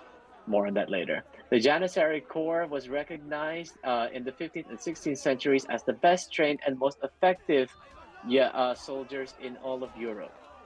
Initially, Janissaries may have been recruited from prisoners of war. Later, they were supplied through the Devshirme system, which is a so-called child levy, and the Penchik system, which is the conscription of all slaves. So basically, this system would basically force one fifth of the male children population to basically be given over to the Ottomans so they can be raised as soldiers. And these male children were, as I said, raised from a young age between 8 and 20 years in special academies. And because of this young upbringing, they were completely severed from the Christian families. And these children were brought up, as Muslims and imbued with religious devotion to Islam and loyalty to the Sultan. And the reason why they would imbue them with only the Muslim faith was because non-Muslims in Europe were not allowed to bear arms, which includes Christians. The more able recruits were placed in the palace corps of pages and trained to become administrators and officials in the state bureaucracy. while the remainder of the recruits were given a military education. I mean, the more able conscripts and were placed in the bureaucracy, while the remainder would become Janissaries. And service to the Janissaries became so desirable that in 1683, Sultan Mehmed IV abolished the Dershirme system and allowed both Christian and Muslim freemen to apply or send their sons willingly into Janissary service. The Janissaries were originally deployed as archers, but as technology improved, to put it mildly, the Janissary Corps became particularly important with the introduction of firearms. And they adopted firearms in the 15th century, and by the 16th, the main weapon of the Janissaries was the musket. You've probably seen Janissaries pull out a pistol, or in this case, a hand cannon, which is more or less in line with this time, period. So it would make sense. And speaking of hand cannons, Janissaries also made extensive use of them, as well as early grenades. With the Janissaries and the civil service, and the Ottoman civil service, the Sultan secured effective control over the empire. And this was due to an elaborate system of logistics and auxiliary support for their military, with different corps specializing in unique tasks like combat engineering, like demolitions and building bridges, bases, rations, logistics, and equipment support. In addition, the Janissaries had a medical corps consisting of Muslim and Jewish physicians, and the Turks organized field hospitals. Initially, Janissaries had few rights and were not allowed to marry until retirement. They wore mustaches but could not grow beards, the sign of free men. However, as I'm about to go in, you will see how the Janissaries got increasing rights, and kind of takes a turn for the worse. By the 15th century, the Janissaries had become a powerful political force within the Ottoman Empire, and were gradually granted increasing rights. And because of these increasing rights, they became increasingly autonomous, and with their growing political power, made them a threat to the state. This was due to rampant corruption that would basically come about with the Janissaries. For you see, the Janissaries were closely associated with the religious order of the Bektash dervishes, whose aga or chief held a commission as a colonel within the Janissary Corps. The dervishes were attached to all military units of the Janissaries in their barracks and to troops on the field. Thus, the Janissaries uh, were closely affiliated with the Muslim institution of ulemas, muftis, and qadis, and acquired elements of political power which threatened that of the sultan. The growing weaknesses of the sultans in the 17th century resulted in the granting of more privileges to the Janissaries, whose officers became a class exempted from taxation. Although Janissaries held a very special position in the empire and their officers had many opportunities to enrich themselves, the corps frequently found themselves without pay when the government was in financial difficulties. More on that last note to follow. The Janissary structure also changed gradually because of the opportunities open to the officers. Many Turks sought to have their children enrolled in the Janissary Corps, as mentioned earlier. And by the last quarter of the 17th century, the Janissaries ceased to be recruited just from Christian families, again opening the abolition of the old system and opening up to both Christian to other recruits. Anyway, the Janissary, now, as I said, the corps frequently found themselves without pay when the government was in financial difficulties. The Janissaries got around this by supplementing their income when they engaged in trade, commerce, and other pursuits, and losing their military discipline and causing them to develop interests that were often opposed to those of the Sultan. Many Janissaries who pursued commercial corporate endeavors were often ill-paid while in service. The businesses that these Janissaries established or engaged in were comparable to, say, the craft and merchant guilds in medieval Europe, or similar to what you see in AC2 and in Brotherhood. For now, all of this combined, you have a military organization who has a very privileged position in society, closely allied with a powerful religious order that eventually became intimately associated with economic organizations, and also had great political power. All of this combined,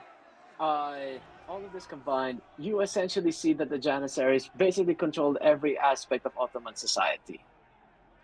And because of this influence, they instigated riots and mutinies in the hopes of this was in the hopes of forcing the Sultan to bend to their will, basically. And by instigating these riots and mutinies, the Janissaries forced the Sultan to dismiss members of the Divan and the Grand Viziers, and even depose sultans. For example, in 1648, the Janissaries deposed Sultan Ibrahim I. While it was frequently described by historians as a sort of Praetorian Guard, like in ancient Roman times, the Janissary Corps, through its affiliations with other Ottoman institutions, had wider alliances than any mere body of mercenary corps. And by the 1820s, there were about 135 Janissaries, and because of this, it was such an expensive drain on the meager income of the empire to be providing for them, and to make sure that they were well fed and well trained. And that's ironic because the Janissaries prevented the modernization of the Ottoman army at the time, and would abolish their privileges and perhaps replace them with more disciplined.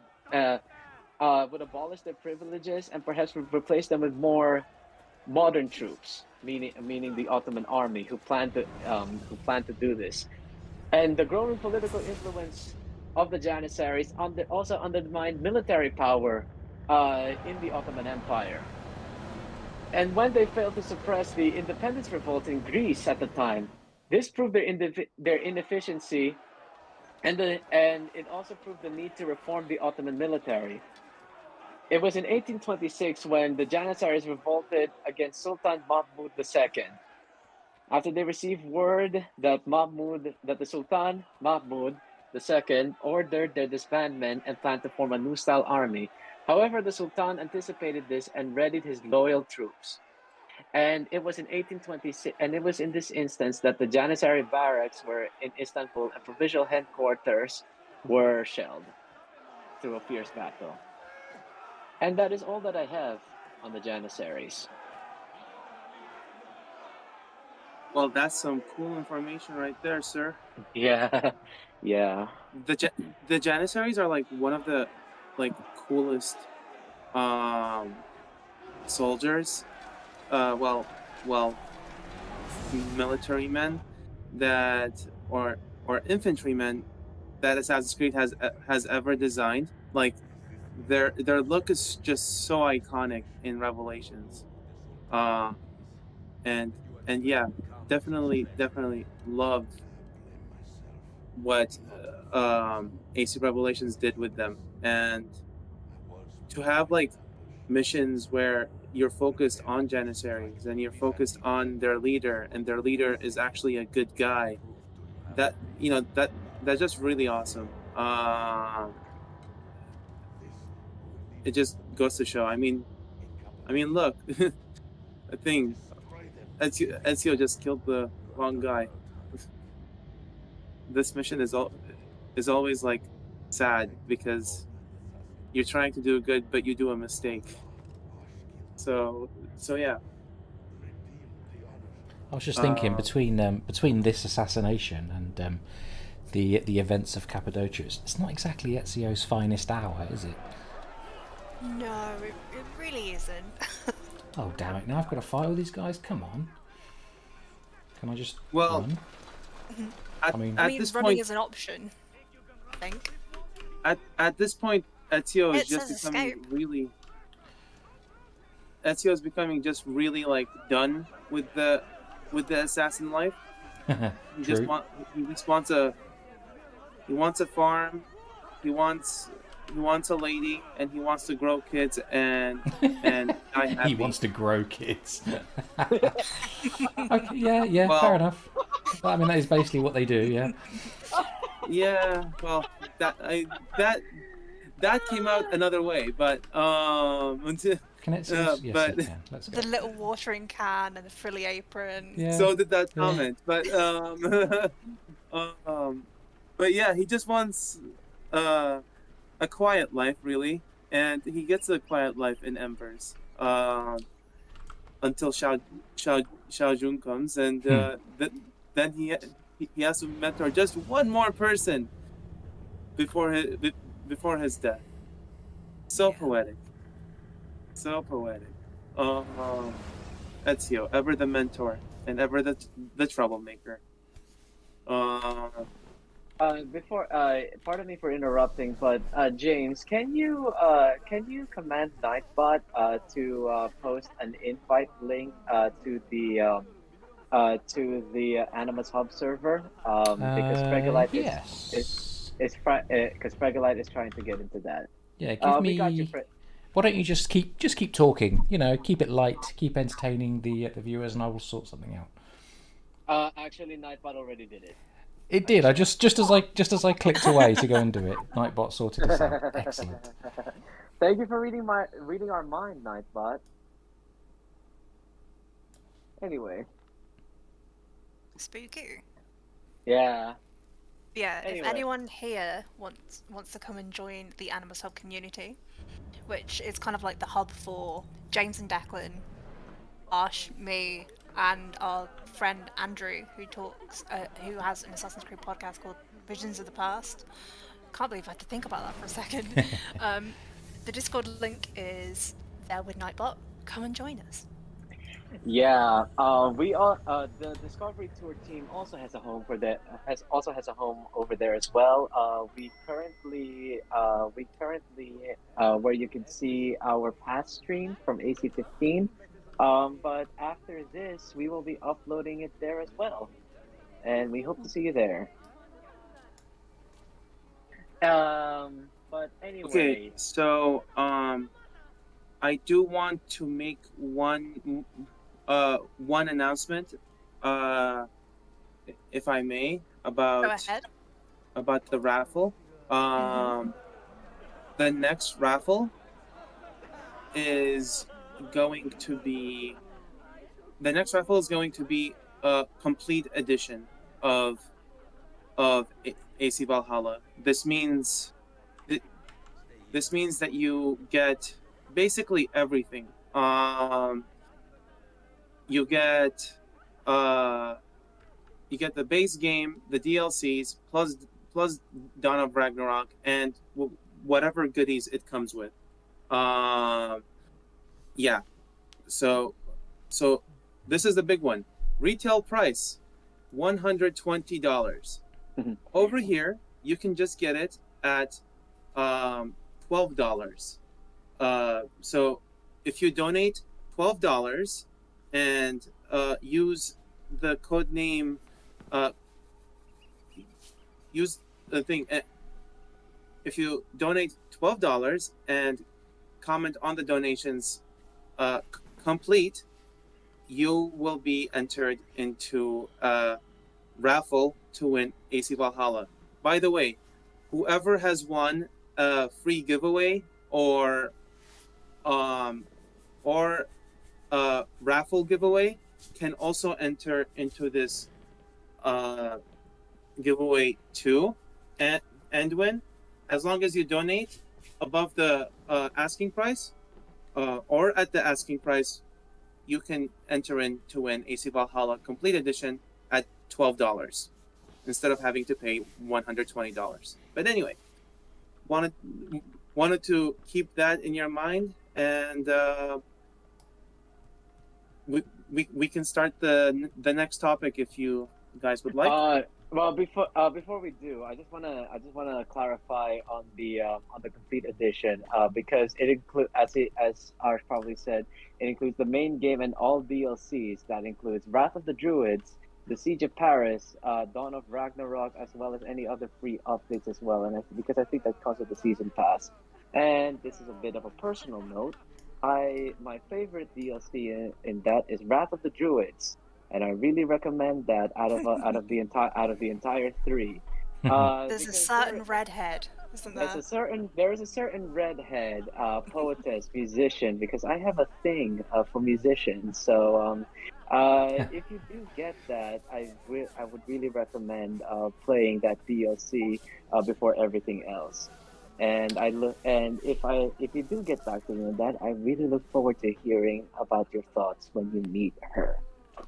And I do agree with Jason's comment. That's Viral Undead in chat. Whoever wins, the team on the stream today will narrate the entire game for you, all 300 hours of it. I mean, I would I'm say up for that's at the audiobook format. 10,000. I would say that's at the $10,000 milestone, but we're so close to $10,000 Yeah. that We'll might say, like, happen. 20,000, 15,000. Yeah, and do it. We'll narrate a do it. full. Yeah, We'll narrate a full like quest or something. As a exactly. joke. Yeah, and do it for her Nice.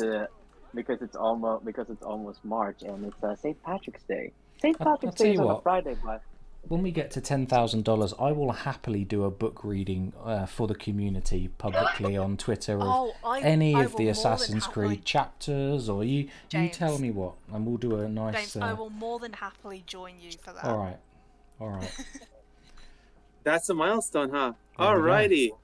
You Only heard it here 800 first. to go, There we go. yeah, because we're currently up 8 to. If we have a look at our the Tiltify page, we are currently up to $9,200.69. Thank you to Assassin's Creed series, who very recently donated $37 and said, "Today I learned a lot of things about the Hagia Sophia, Janissaries, Cappadocia, and more. But Very mostly, nice. that no matter the amount of spreadsheets you might have, you will launch Ezio into the void from Galata Tower by mistake." Now, there's a couple of interesting comments in chat. So I've said that when we reach 10,000, I will happily record myself reading something. Assassin's Creed series has said that's dangerous to say in my presence, guys. To which I respond, let's do it. And the Science of Assassin's Creed, that's Ada, who is also part of this team. James, if you do that, I'll read you some poetry in Spanish. Oh, well, I mean, whew, let's go. Let's do it. Or you read funky fan fictions. I tell you what, at $10,000, I'll read some poetry in Spanish. How about that, Ada? You provide the poetry and I'll read it. Okay, You do have an ASMR voice Yeah. and thing. And, hold on. And, I agree with hold on. that. Wait, Yeah. who's got an ASMR voice here? You. You. Me? You do. Yeah. Oh my word. Ew. Right. You have Okay. an audible Yeah. voice, just like Assassin M. Yeah. Well, Yeah. yeah. all By right. by the way, since Ada said like I'll read you some poetry in Spanish, and since you offered to read some poetry in Spanish, on a similar note, would you be willing to read some poetry in Tagalog? Now, here's the thing, Mr. Zark. Tagalog seems like quite a hard language to pronounce properly, and I would be very worried about making a real mess of it. Well, 1/3 of it is in Spanish, so if Fair that enough. helps. Fair enough. We'll do some practice. You give me a few sentences of. Oh, you're kidding me! Assassin's Creed series, you're No kidding! freaking way! Oh my Oh word! my god! Wait, Oh my wait, god! what? Oh my god! Wait, Guys, what? you have to live up to it. Well, all right, Are you kidding? all right. Wait, what happened? What That happened? What is happened? No way. that is fantastic. You're a little bit behind on the stream, but we just crossed over $10,000. So, here's what we'll do. Here's what we'll do. Be serious. Here's what we'll do. AC series. You pick an Assassin's Creed Absolute novel. legend. You pick a chapter, and if I've got it here, and I've got most of them, I will do a nice public reading for you on Twitter. How about that? You can DM me on Twitter when you're ready. We've reached I 10,000, you I guys. will gladly also do one. Like, you can pick 2 different chapters. There we go. Or we can do like a dialogue for a character or a scene, I will Love it. gladly do it too. Love it. Yeah. Well worth it for $10,000. Yep. Bonus For points crossing the certificate, $10,000 but mark. It doesn't have to Yeah. be. Yeah. All Guys, right. we're at Yeah. $10,000 and 69 cents. It cannot be more nice than this. Nice. That's very, very kind. A very Same. generous donation. I thought that might take a few days, but hey, 4 not a days, problem. and we've Not a hit problem. our, like, this is Yeah. amazing. This You was guys- our stretch goal. Yeah. Oh my God. So that Molto grazie. Yeah, absolutely. Molto grazie, Assassin's Creed series, or as they say in my country, maraming salamat po. So thank you very much. Oh my God. This is So let amazing. me, You guys. let me make a few points here. So Assassin's Creed series has donated generously. I think he's also joined all of the streams so far and engaged in chat, which is excellent. Had some Pretty very much, funny yeah. comments in chat, and we really appreciate that. He's also run an Ezio kind of, what would you call it, life story video on his channel over the last couple of days, encouraging people to donate, which we really appreciate as well. So we really appreciate your support. Thank you very much. It means the world to us. Hey, thing, like, man, like, thank you so much. Thank you, just so much, dude. This initiative has been like so great, and now we have to aim higher. we have to aim higher. We have 10 more days of this. I think I need to get one of those kind of quilted smoking jackets that you would wear when you're sitting in a leather armchair in a library or something. Do you know what I mean? I'm thinking sort of Yeah. Victorian era style. The prologue of the Ming Storm. Oh, I think I have that. Ooh. Is that the newer one by Aconite Books? Yeah, The Ming yes. Storm? It's one of the most recent ones. Yeah, I think I have that Assassin's Creed series. So you would like me to read the prologue of the Ming Storm? All right. If we'll work something out. I might do part of it on Twitter, but the videos can only be short, and I'll put the rest on our YouTube channel. Not a problem. I am writing that down so we don't forget. It's live on the internet. There we go. I'll tell Jacob you- Fry, done. yeah, not a problem. Oh man, that I is will just- gladly, I will gladly do one of Jacob's scenes if you want. I'm assuming that's what Dandy means by the Jacob Fry comment. Oh, are you? Oh, I would love to hear you do Jacob Fry. Absolutely. Let's go. Oh man, Can you do the slightly is a Welsh accent story. though? Oh, I am actually learning Welsh at the moment. Okay. I'm on Duolingo. I am actually learning Welsh. So you know what? I will join you in this adventure. If people Awesome. give me like a scene Awesome. or like a different book chapter, I will also join you. Like I will read the prologue or the intro to the Magus Conspiracy or something. I Oh, am up for this. I'm up for yes. joining you in this adventure. Let's go. Shall we? Wow. Let's go. guys, we have a whole section to finish. Okay. We do. So Yeah. this is a milestone. It's awesome. Yeah. Shall we do a bit Oh, of you were historical joking about stuff? the codes. Oh, you In- were joking. Oh, in you were fact- joking about. In fact, we have 4 more topics to go. For today. I think we should just pick one because, oh my goodness. Pick what one? Pick what one? Oh,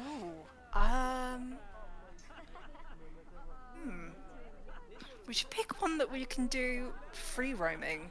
Just go for a nice little walk and have a chat. Sure. That can be the next one, and we can put our fashionista on for a bit if you want. Number 6. What's that? Yeah. So what are we doing? Which Ooh. ones are we doing? Do you want to do them all, or do you want to do just one next? Just 'Cause one next? No. Let's do them all. Thing. Okay. All right. Let's We do are it. here- If you want to do them all, we'll do them all. All right. We'll do We them are all. All right. we are here to give people Sorry, what I they missed want, it. and what they want is historical information and and a lot of giveaways. We still have 2 more giveaways to give out, and two more raffle prizes to give out. Right, Oh, let's yeah. go. Give me a memory. All Let's right. go. Yeah, guys, Well, we are here for the full of it. Okay. um, So James, we're gonna be taking a short break from the memories. Mhm. But if you could, would you be able to go to a tailor? Because we're gonna be talking about outfits and costumes. Now help me out here. Uh, Can I find that on the map, or do I just need to wander around on the HUD if I turn the mini yeah, map you should on? be able to find. You should be able to find it on the map. Yeah. I forget the icon though, but I think it's like a thread, like a thread. Oh Yeah, yes. it's a bobbin. It's the Yeah, bobbin, I think. Yeah. yeah. I still think of it as a sartor, even though they aren't sartors, of course, in Constantinople. But you know what I mean. Oh, you're right around the corner from one. Yeah. How convenient. Although it might be on another level, but just give me a sec here.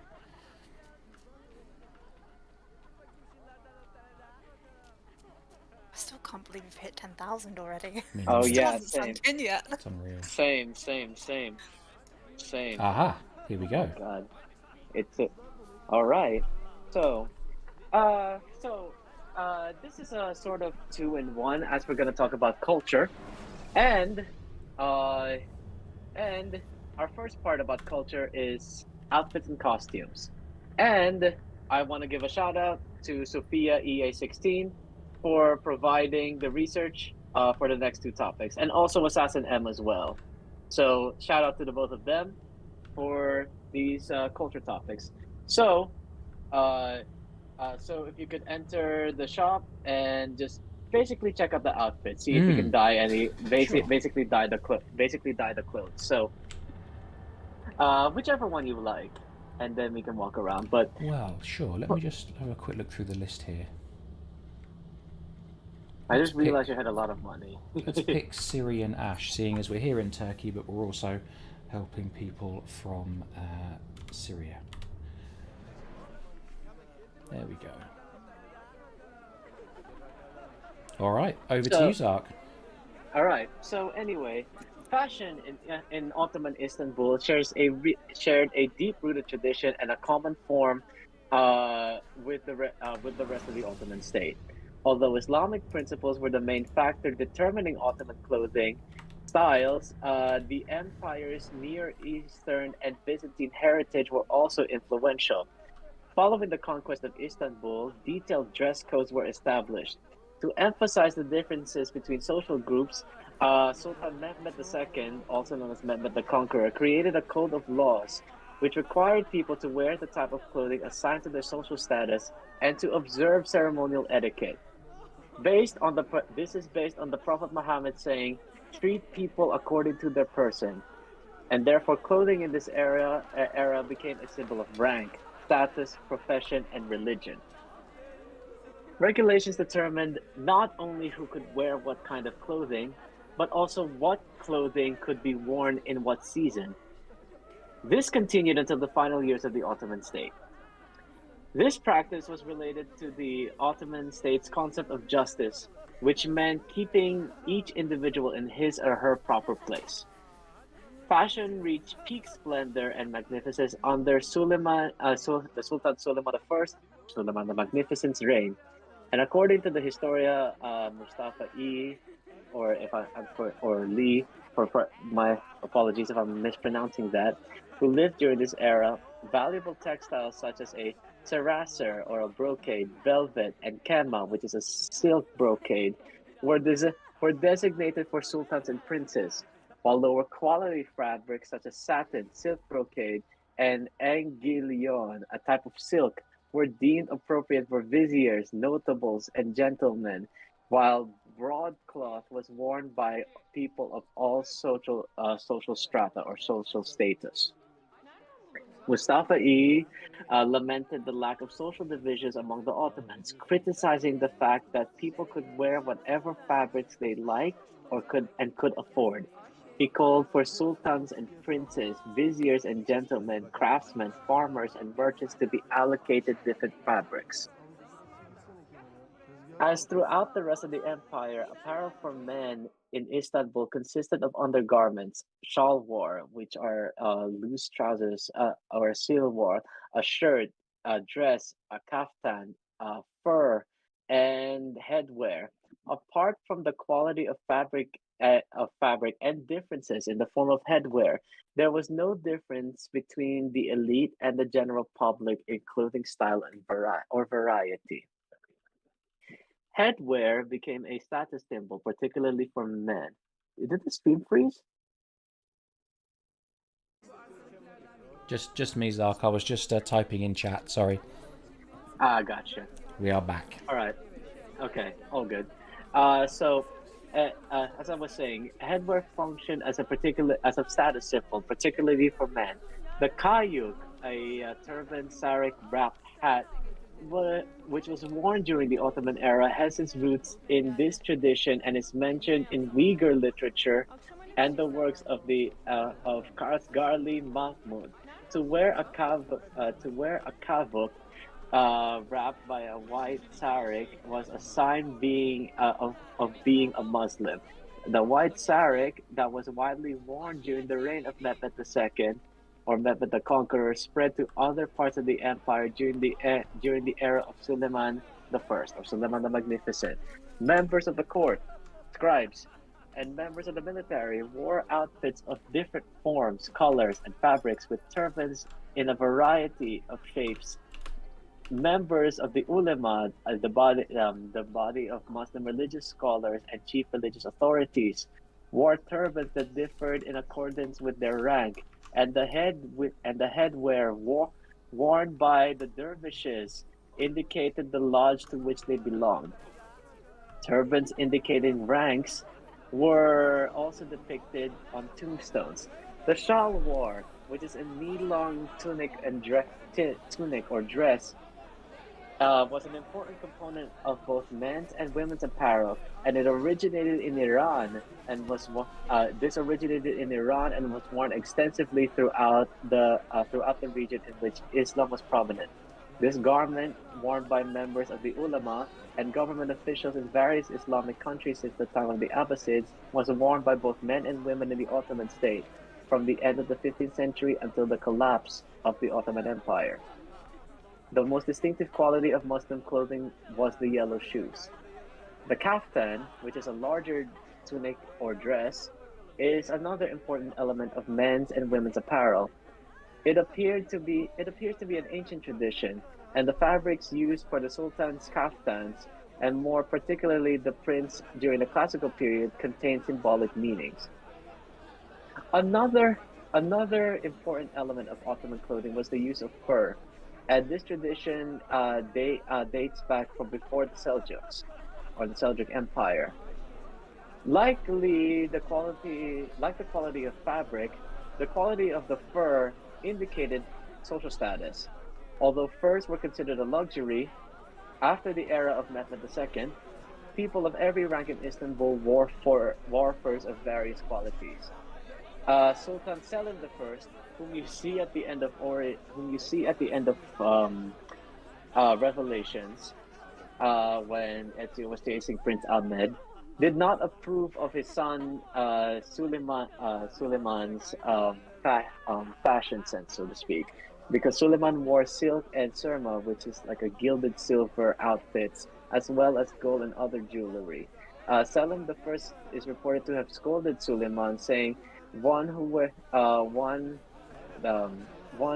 the shalwar, if you wear this, what is your mother supposed to do? You have nothing for her to wear. While the authenticity of this quote is uncertain, it is widely repeated. The successor and son Suleiman the Magnificent reportedly changed in the final years of his reign and wore a simple green robe, which I think you would see him wear in the game. I think. I don't know. I'll get back to you on that. Anyway, traditional attire in Istanbul is generally similar for both men and women. The difference were in the accessories, the cut, and the headwear. For the women living in Istanbul, the most important elements of clothing were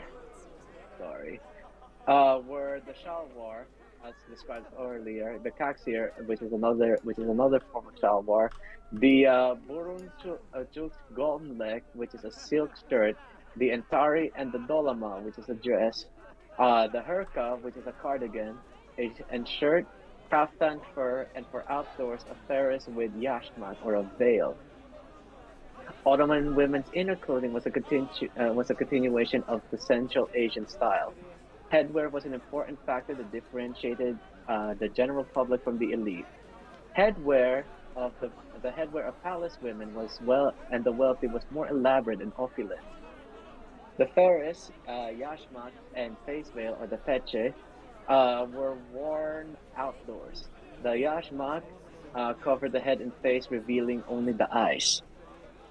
Clothing for children living in Istanbul were the same for adults, as much as it was in Europe. Non-Muslims were also relegated and differentiated. Or also non-Muslim clothing was also regulated and differentiated them from Muslims, starting with the rule of Mehmed II or Mehmed the Conqueror.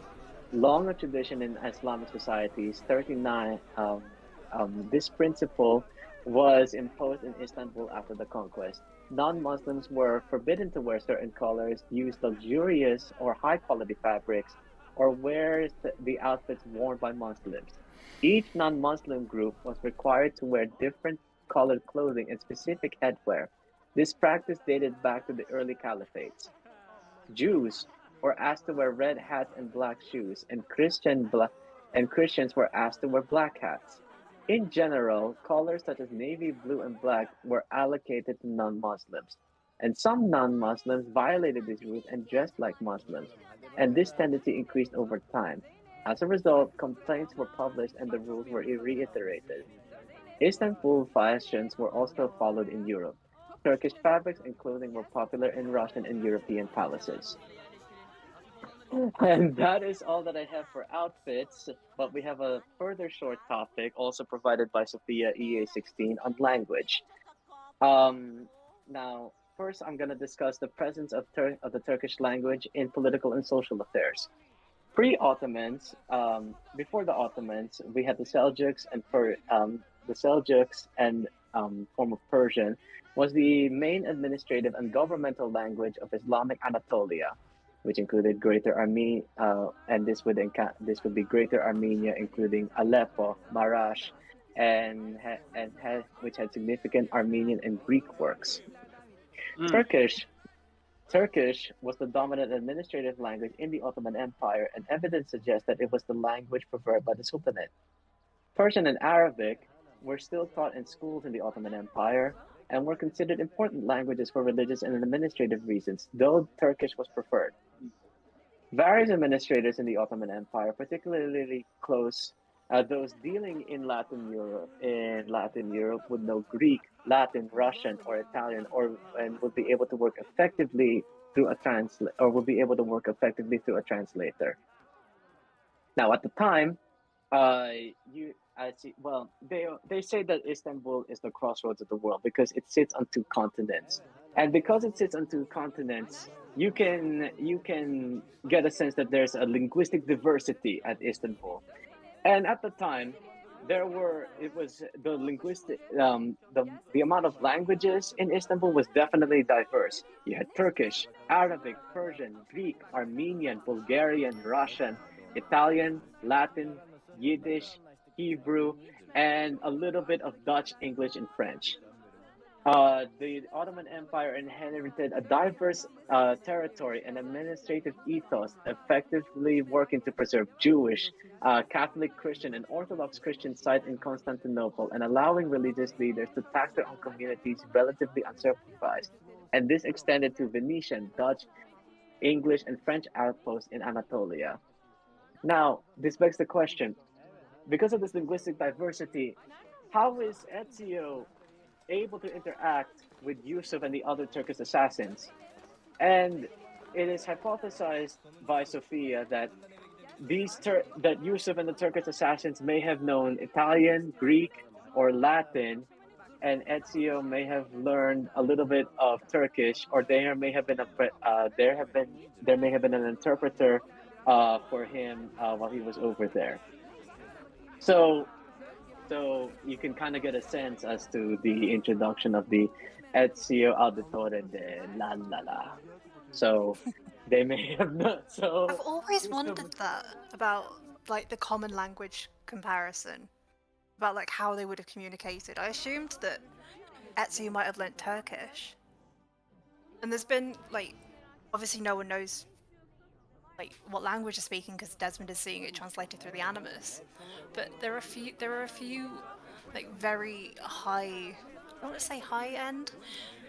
There's a couple of fan fictions out there. Someone's done like fan rewrites of the books and expanded upon them.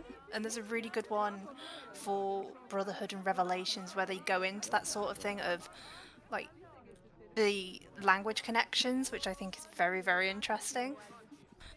Of like Ezio teaching the Turkish assassins Italian, and they're teaching him Turkish. They're learning each other's languages at the same time. Right, yeah.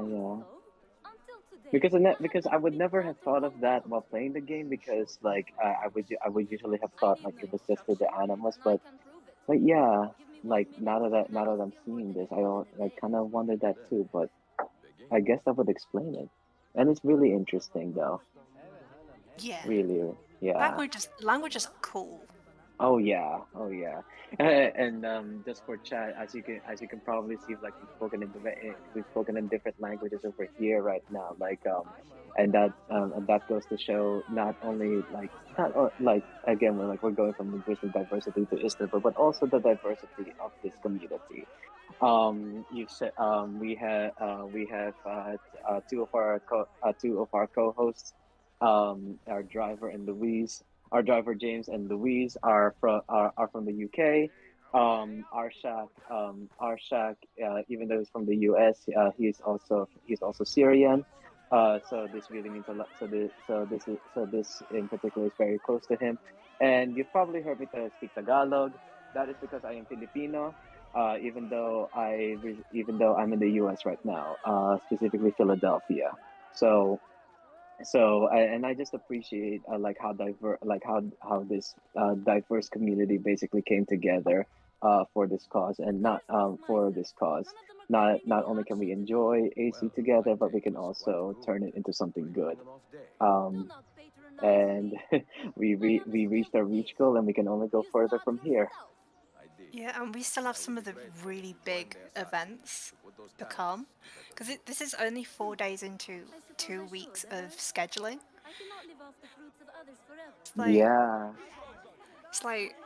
It's blowing my mind to the point that when I didn't think that the 10,000 was real when I read it on Tiltify, and then I had to like quietly mute myself because I'd kind of like got a bit choked up. Like, this community is amazing, and like its generosity is like, I don't think I've known people be this generous. This is amazing, and you know, it just goes to show that, you know, as a community we can all put some good back into the world and like help people. And like, we've raised to 10,000 for Save the Children in 4 days.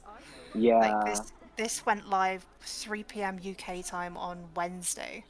It's Saturday, so it's only been 3.5 days. Actually, it hasn't even been 4. Yeah. Oh my. Yeah, and it's just it will probably get crazier after this, and crazier and crazier. Thing like anything is possible through the work of a community, especially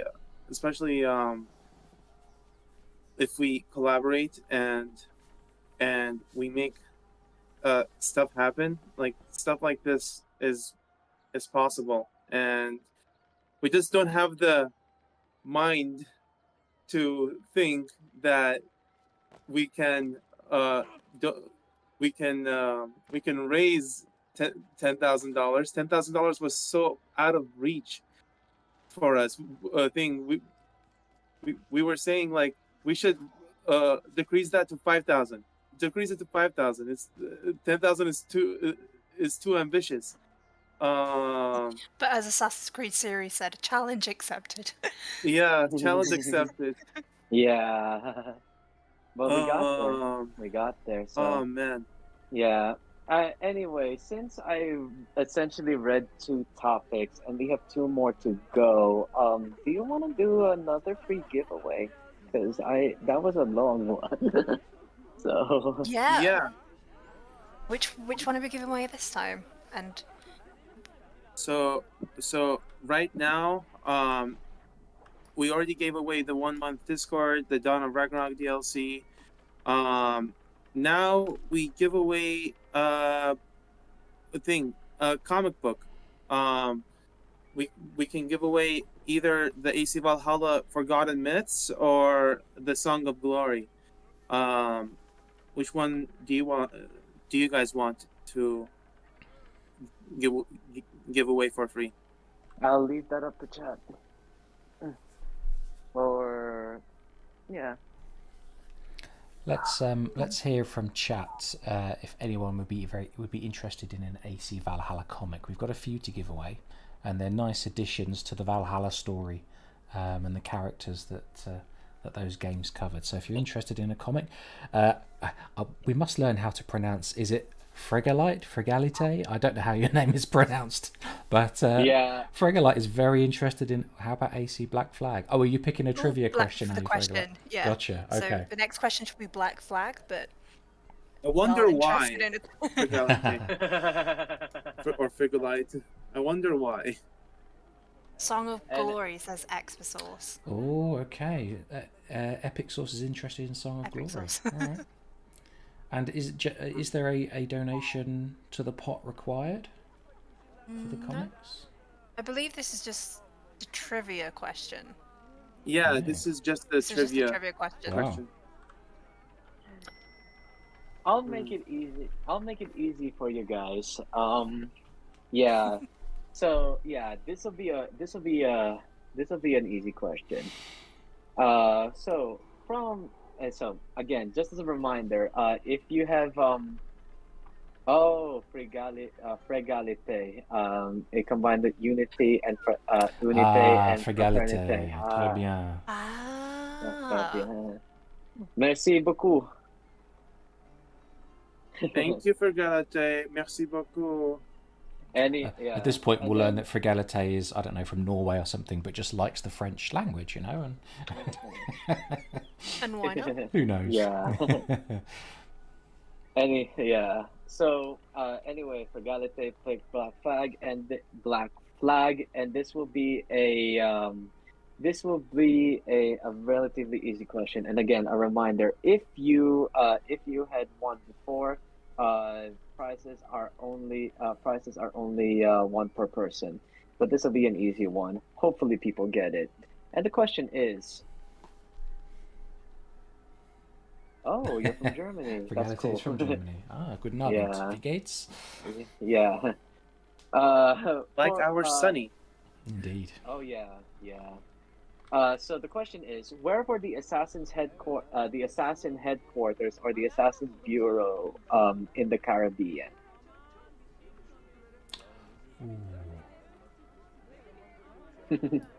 Wolfie knows. Interesting. Yeah. Okay. Also, a bit of an embarrassing thing. This was the map question on the AC15 week for Black Flag, and I got it wrong. Oh. Hang your head in shame. Call yourself an Assassin's Creed fan, eh? I got 9 out. It was the only question I got wrong that week. I was very. Because it's one thing to know the name, but it's another thing to find it on a map, and my geography is shocking. White Wolf Let's put Whispers it that knows the way. answer. Unfortunately, White Wolf Whispers, you're not allowed to enter.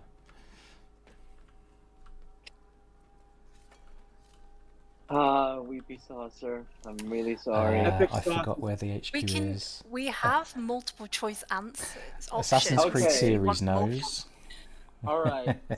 Oh, Actually, Cyber Granddad. Cyber Grandad. Brilliant. Epic Sauce cannot enter the giveaway too since they already won. But Cyber Granddad is correct. It is Tulum, I believe. yes, it is Tulum. That is correct. So congratulations, you win Song of Glory Very nice. Assassin's Creed comic. Congrats. Awesome. And I've said it I'm before, awesome. but I really like your username, Cyber Grandad. It is it's an excellent choice of a username. Oh yeah. Awesome. Awesome.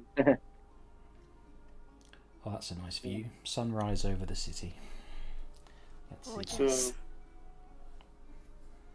So, Song of Glory.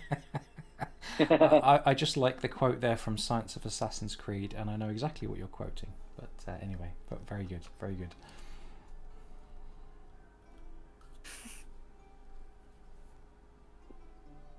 Let me see. Speaking. Alrighty.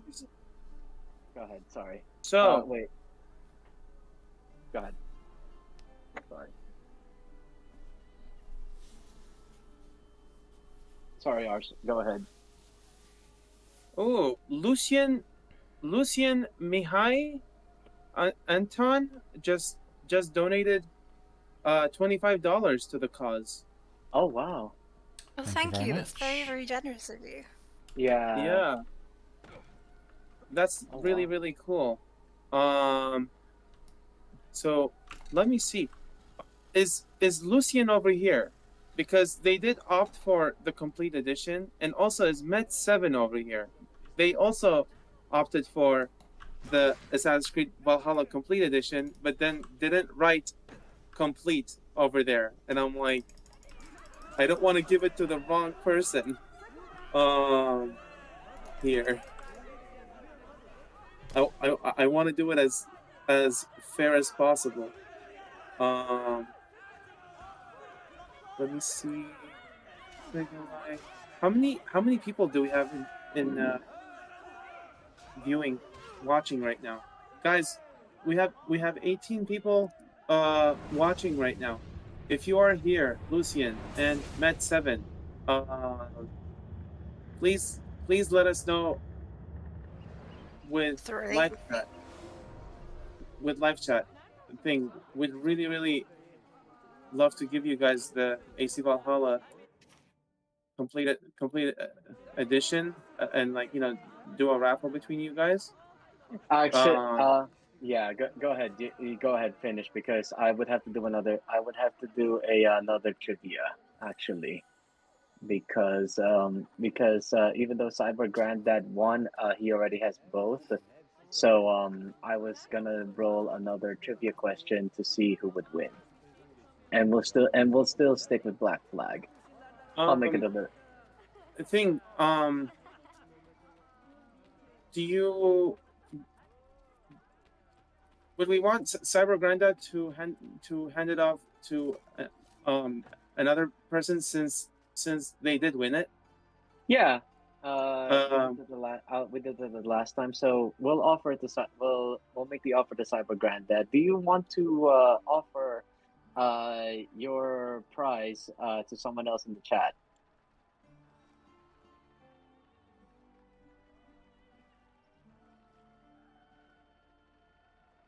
if you offer your prize, then technically, even people who have won a free giveaway can get it since it's being offered to them. That's fair, right, guys?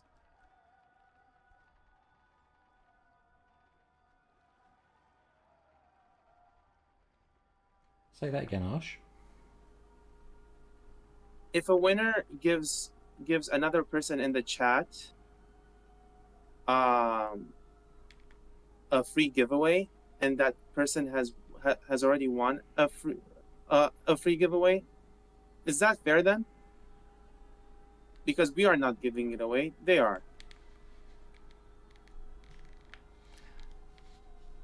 I'm happy with that. Let's Yeah.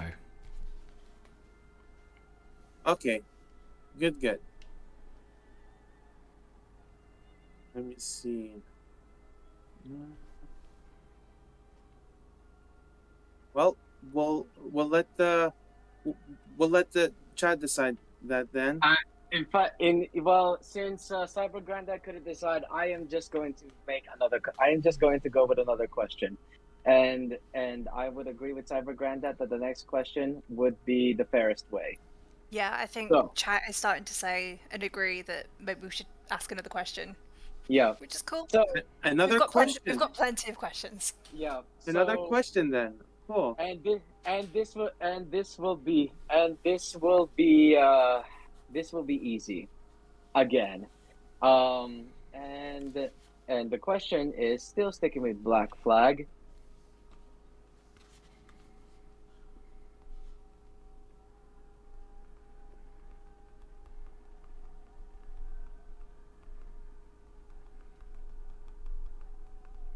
What was the name of the sage in the modern day section of Black Flag?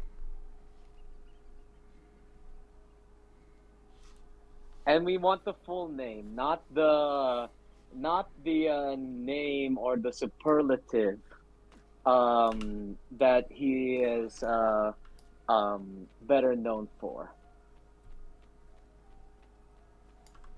Now I'm interested in what the superlative was that he was known for. But anyway, we'll get to that in a minute, I'm sure. Me too, actually. Yeah, this is a very interesting question, the way you've For the written it. wiki. Yeah. Now, if you are a Black Flag fan and you think Black Flag is the best Assassin's Creed, then unfortunately you must stay very quiet. Like Elmer Fudd. Probably no one knows who Elmer Fudd is. I do. What was the question? We must be I'm not- very quiet. I'm just doing a lot of comms over here. So to repeat the question, what was the name of the sage in the modern day section of Black Flag? And since no one is answered, oh, Bruce, that an Hey, answer? Weepy Saucer. Yeah. Weepy Saucer, Very nice. congratulations, congratulations. So what I meant by superlative, I probably spelled it wrong. Not spelled it wrong. I probably used the wrong word. It refers to his occupation. People just know him as, yes. People just know him Okay. as John from IT. John the IT guy, or John from IT. Yeah. Yeah, of course. Yeah. So, Yeah, John but- from IT. Remember? Congratulations, VP Saucer. I do love it when people ask questions though like that, Zark, because it makes me think, hang on, I've played this game. Surely I know the answer to this, but when you not that it's I think wrong. This is my favourite. Yeah, Hang on. you really had my brain going like, did I miss a cutscene? Did I miss an email in the database or something? So it's all good. Man. It's all good. It all adds to the mystery. Because I was looking at the wiki page like, it's not on here. Have I missed something? Yeah. Is the wiki need updating? Yeah. I mean, do I need the excuse to go back Ooh. and replay all the games? I don't think I do. So I've just unlocked a new achievement for myself. I've never used a parachute before in the Ezio games, and I just did. So that's exciting. Ooh. Actually, come to think about it, I don't think I have either. No, I never felt I needed them, but we have joked before with Sophia that I play these games on hard mode because I don't use half of the features and tools and whatever. You're just playing it to a certain assassin strength. Yeah, Like I mean, if you had these abilities, this would be your arsenal, I suppose.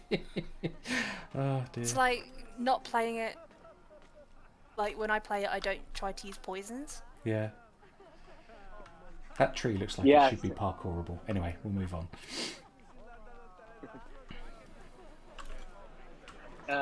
So the next two topics, actually, hold on a minute. I have a feeling. No Assassin's Creed series, not even for the achievement. I don't have it. Oh, It's like we have. pretty much the only achievement I don't have. Should I cover the next topic? Yeah, feel free to. Yeah, feel free to. So, James, if you could go to, if you could please go to sequence 8, memory 3. Yes, we have sir. 3 more topics to. We have 3 more topics to go. Get a chat, by the way. So, and just out of curiosity in chat, you can type this answer in. But have any of you been to in real life? Have any of you been to a location depicted in Assassin's Creed? Looking forward to your comments in the chat. Again, my question to you is: have you been in real life, IRL, to a location that is depicted in Assassin's Creed? Because I know you have, because you went to Florence last year, didn't you? Yes, I did. That was my Yeah. second time. That was my second time, Oh, actually. your second time. Yeah. So the So first. That's so good. Because I've been to Athens, and obviously UK. I've been to London before, but I also grew up down the road from like some of the Mercia landmarks, and I've visited Winchester before, so mainly the England ones. Oh wait, I've been to Paris too. Hang on. I think we'll say 3, maybe 4 games of content.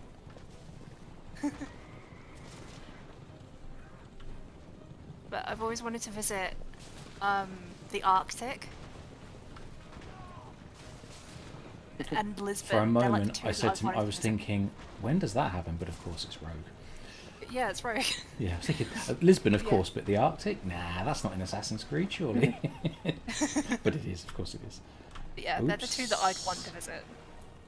What about you, James? Have you been to any?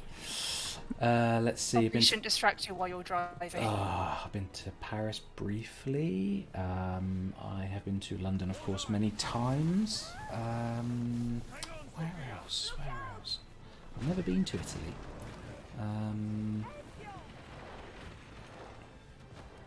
I've never been to the eastern coast of the US. Never been to the Caribbean. So not many places, actually.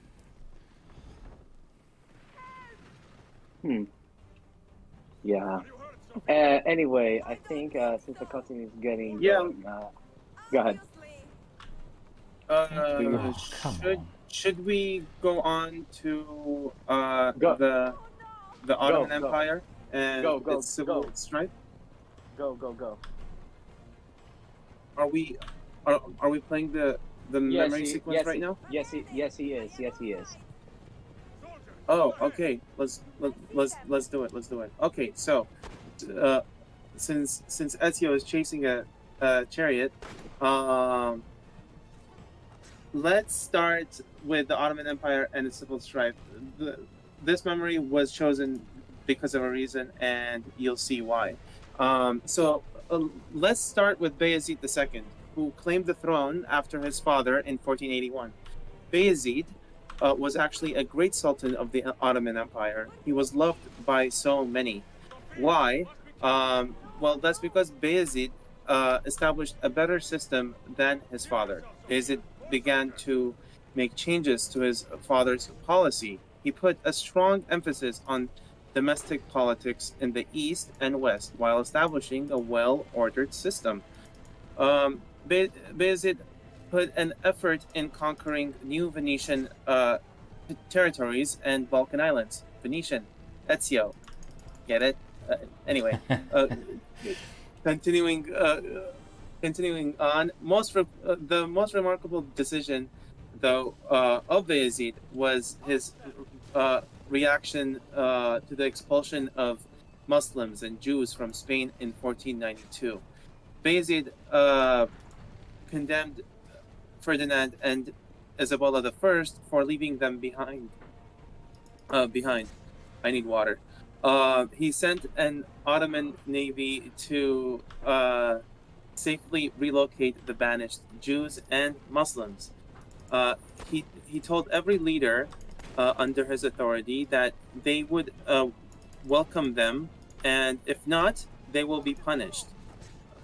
What a great guy.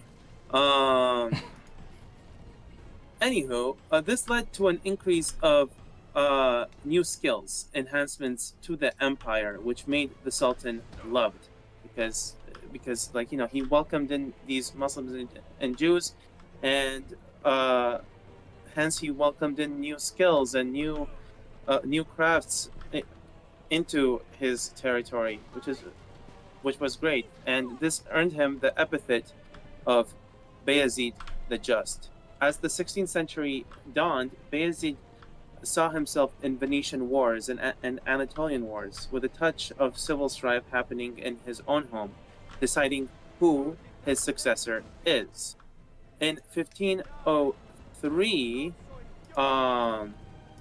the Ottomans forced the Venetians to come to peace treaty because they wanted consolidation and influence in Europe. But on the other side, though, in Anatolia, things were getting unstable. By the year 1511, supporters of the Safavid dynasty, who were Shia, a sect in the Muslim religion, began to rebel against the Sunni Ottoman Empire, who were relentlessly expanding.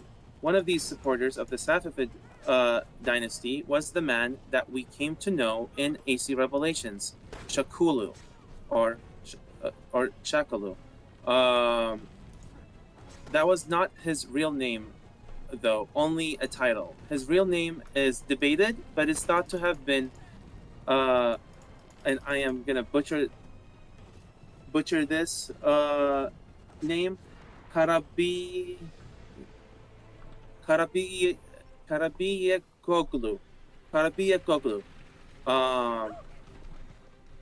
Anywho, having been oppressed by Ottoman rule, this guy, we'll name him Shakulu for the game's purpose, joined the Shia side to go against the Sunni Ottoman when the Shah, Ismail I, was recruiting agents inside the Ottoman Empire. The title of Shakulu actually meant the servant of the Shah. And boy, was he a servant. His father and himself were really respected in their community, and Shakulu was admired by many. Going against the Ottoman Empire, Shakulu's force were anywhere between 2,000 to 20,000 Shiite troops that were unstoppable. They were not military. They were just common farmers, villagers, criminals who are sick of the Ottoman rule. These troops came from the Kizilbash tribes, the 7 Turkmen tribes who supported the Safavid Empire. In all this, Bayezid's sons were bitter to each other over the throne. And this is the setting that AC Revelations is in, because both Selim and Ahmed attempted to rally support from different territories and leaders. The Sultan's advisors and Janissary corps began to show preference towards Selim, though, as you will see depicted in AC Revelations. Though while this internal turmoil was happening in the Ottoman Empire, more concentrated on their political structure rather than the management of their territory, Shakulu was able to gather up forces to go against the capital of Anatolia, where he defeated them and became infamous, winning many battles later on in impossible situations. Though later on, Shakulu was ultimately defeated and the movement was forced to back down. Bayezid was also concerned that Ahmed was seeking aid from Shah Ismail I, the leader of the Safavid dynasty and empire, and basically a devout Shiist. A Shiist and a Sunni, they don't agree with each other, which made Ahmed less trusted to ascend to the throne. In 1512, Bayezid II made his decision by abdicating to his son Selim a month before his death. Selim later not only put his brother to death, as you will see being depicted in Assassin's Creed Revelations, like right now as we're speaking. I just caught up to the chat. This is so cool. Me talking about it when it's happening. But yeah, he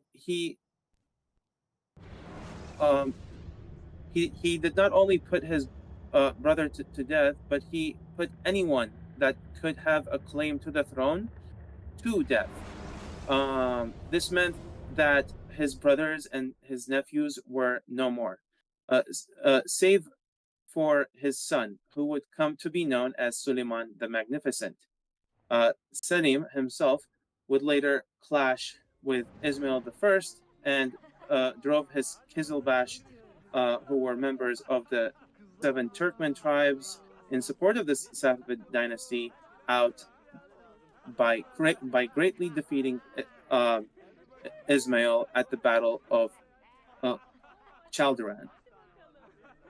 Selim later incorporated the Anatolian Kurdish and the Turkmen principalities into the Ottoman Empire. He didn't stop there, though. He later came into conflict with the Mamluk rulers of both Syria and Egypt, who he defeated and brought Egypt, Syria, and Palestine under his Ottoman rule. So, as you can see, Syria and Turkey have had close relations, thing like across history with one another, rather than the war happening right now in the middle of an earthquake thing. They were united once. But later on in Mecca, the holy city of Islam, the Sharif of Mecca would present Selim with the keys to the holy city, which acknowledged him as the leader of the Islamic world. Suleiman, in his reign, had big shoes to fill from his father, as his father was the person who expanded the empire to unprecedented scale. And that ends the Ottoman Empire and its civil strife. Whew. Whew. Very You nice, guys mate. hear me fine? Very nice. Oh, okay. Good. No, I was just just muted like a good host. Yeah, I'm just seeing what Pagalite said. Sulit, I actually didn't know this, but thank you.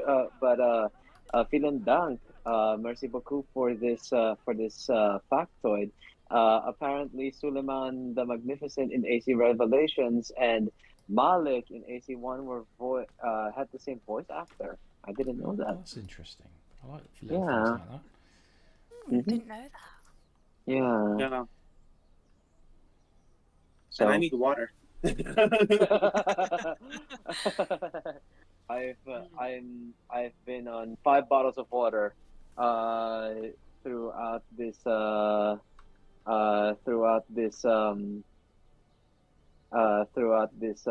entire live stream. It's close. We're coming close to 3 hours now. 3 hours, yeah. Yeah, we're coming close to 3 hours. But we have one, possibly 2 very small topics that we want to cover, and this is not really so much connected to Revelations as it is connected to the current situation. So therefore, we will not be going into any new into any previous memory sequence. So I'm just gonna do this really quickly. So I'm just gonna, we're not gonna go into any memory secrets for this one. So this is completely free roaming. Okay. But I just want to give a quick word about the sort of epicenter or the most affected city of the the most affected city throughout the situation, which is Gaziantep. And we're going to explore the history of Gaziantep and its iconic castle, which was partly affected. So Gaziantep, the city, is, or it's also in Gaziantep province. They have the same name. So Gaziantep, the province, is one of the more modern provinces in the Anatolian region, and is also one of the oldest because it is of Hittite origin. It was formerly known as Aintab, and it's located 12 kilometers to the north of the present. Well, it is formerly known as Aintab, and Aintab was located 12 kilometers to the north of the present city, under the upper slopes of the Nisip Hill. The area was continuously inhabited, starting from the Paleolithic age, and witnessed domination from the Assyrians, the Persians, the Romans, the Byzantines, the Abbasid Caliphate, and the Seljuk Turks. The times of ascent for the of the Ottoman Empire met the same for the city, and there are many mosques, inns, baths, and medrese or madrase built during this time. Gaziantep served as a frontier or border city during the Roman Empire, and this strategic location proved crucial during the years of the Eastern Roman Empire, or better known as the Byzantine Empire. And because it was a frontier or border city, the castle played a defensive role against potential invaders and functioned as a military outpost. More on the castle later. The Byzantines showed great effort not to lose this region because it was sometimes dominated by Arabs and sometimes by the Byzantines. Abbasid Caliph Rashid conquered the region in 782 and turned it into a border city. The Turks conquered the region in 1060, and after this date, Gaziantep and its surroundings were ruled by the Anatolian Seljuk state and the Syrian Seljuks. The Crusader armies then occupied the region in 1098, and Gaziantep was affiliated at first with Edresa or Ufa County, and then to Maras. The region was taken from Crusaders in 1150 and started to be ruled by the Anatolian Seljuk state. However, they could not provide any stability to the region. The region became a conflict area between the Anatolian Seljuks and the Atabegs that were established in Syria. Later on, the region was invaded by Mongols in 1258, and then later on from that, the Mamluk Empire saved Gaziantep from Mongol invasion in 1268 and added it within its borders. And now that it was a border city of the Mamluk Empire, Gaziantep then became a city which was tried to be conquered by the Dulkaldir Principality. These efforts started at the end of the 14th century and continued until the Ottoman Empire dominated the region. And in the context of Revelations, you just saw Sultan Selim the First. He came to Gaziantep in 1516 and made Gaziantep into a sanjak or an administrative division center affiliated with the Ottoman Empire. Um, it was originally affiliated to the Dukaldir Principality in 1531 and discontinued until 1830. And during the Ottoman times, the Gaziantep Castle became significant due to its role as a forum for political, military, and cultural debates.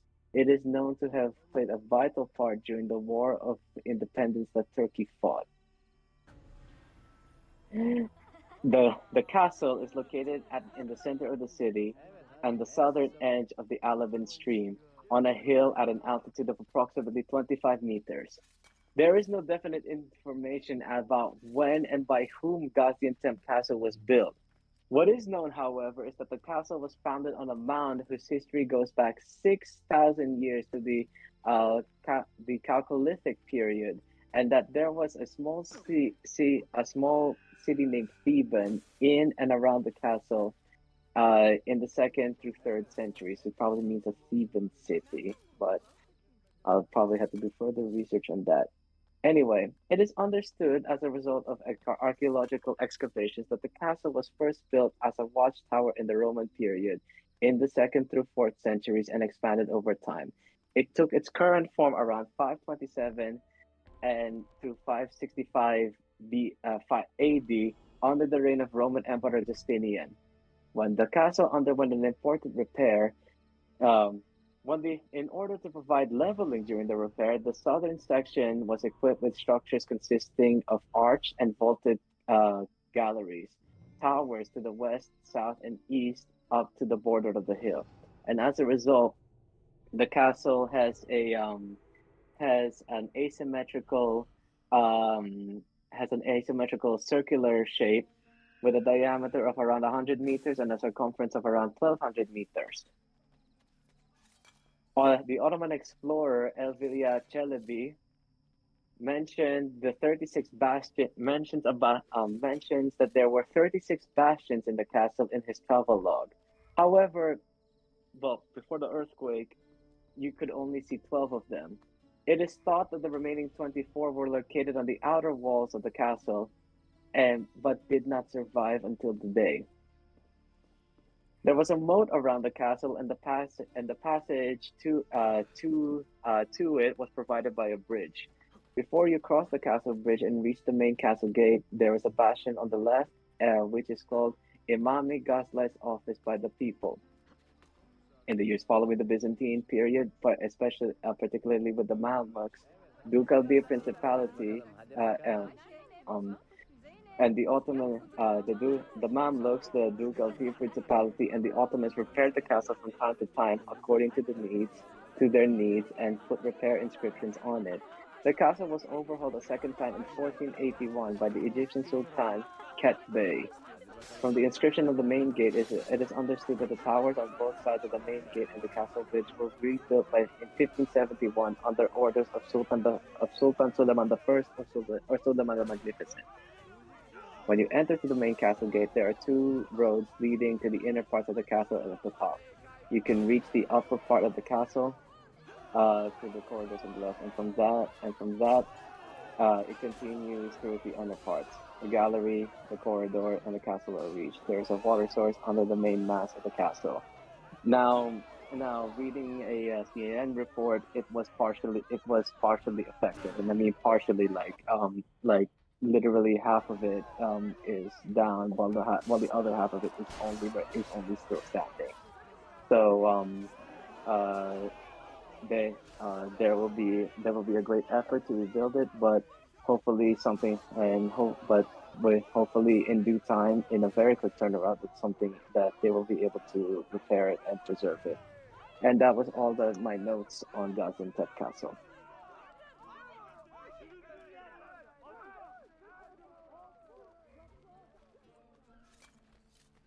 Hello? Hello? Very nice. Okay. Thank you for that. So That was really cool. That was really good to know. I got Sorry. so invested in Thank you. listening, I forgot to respond, but I was on very, very silent. informative, yeah. I was on silent, and I had to like unmute myself.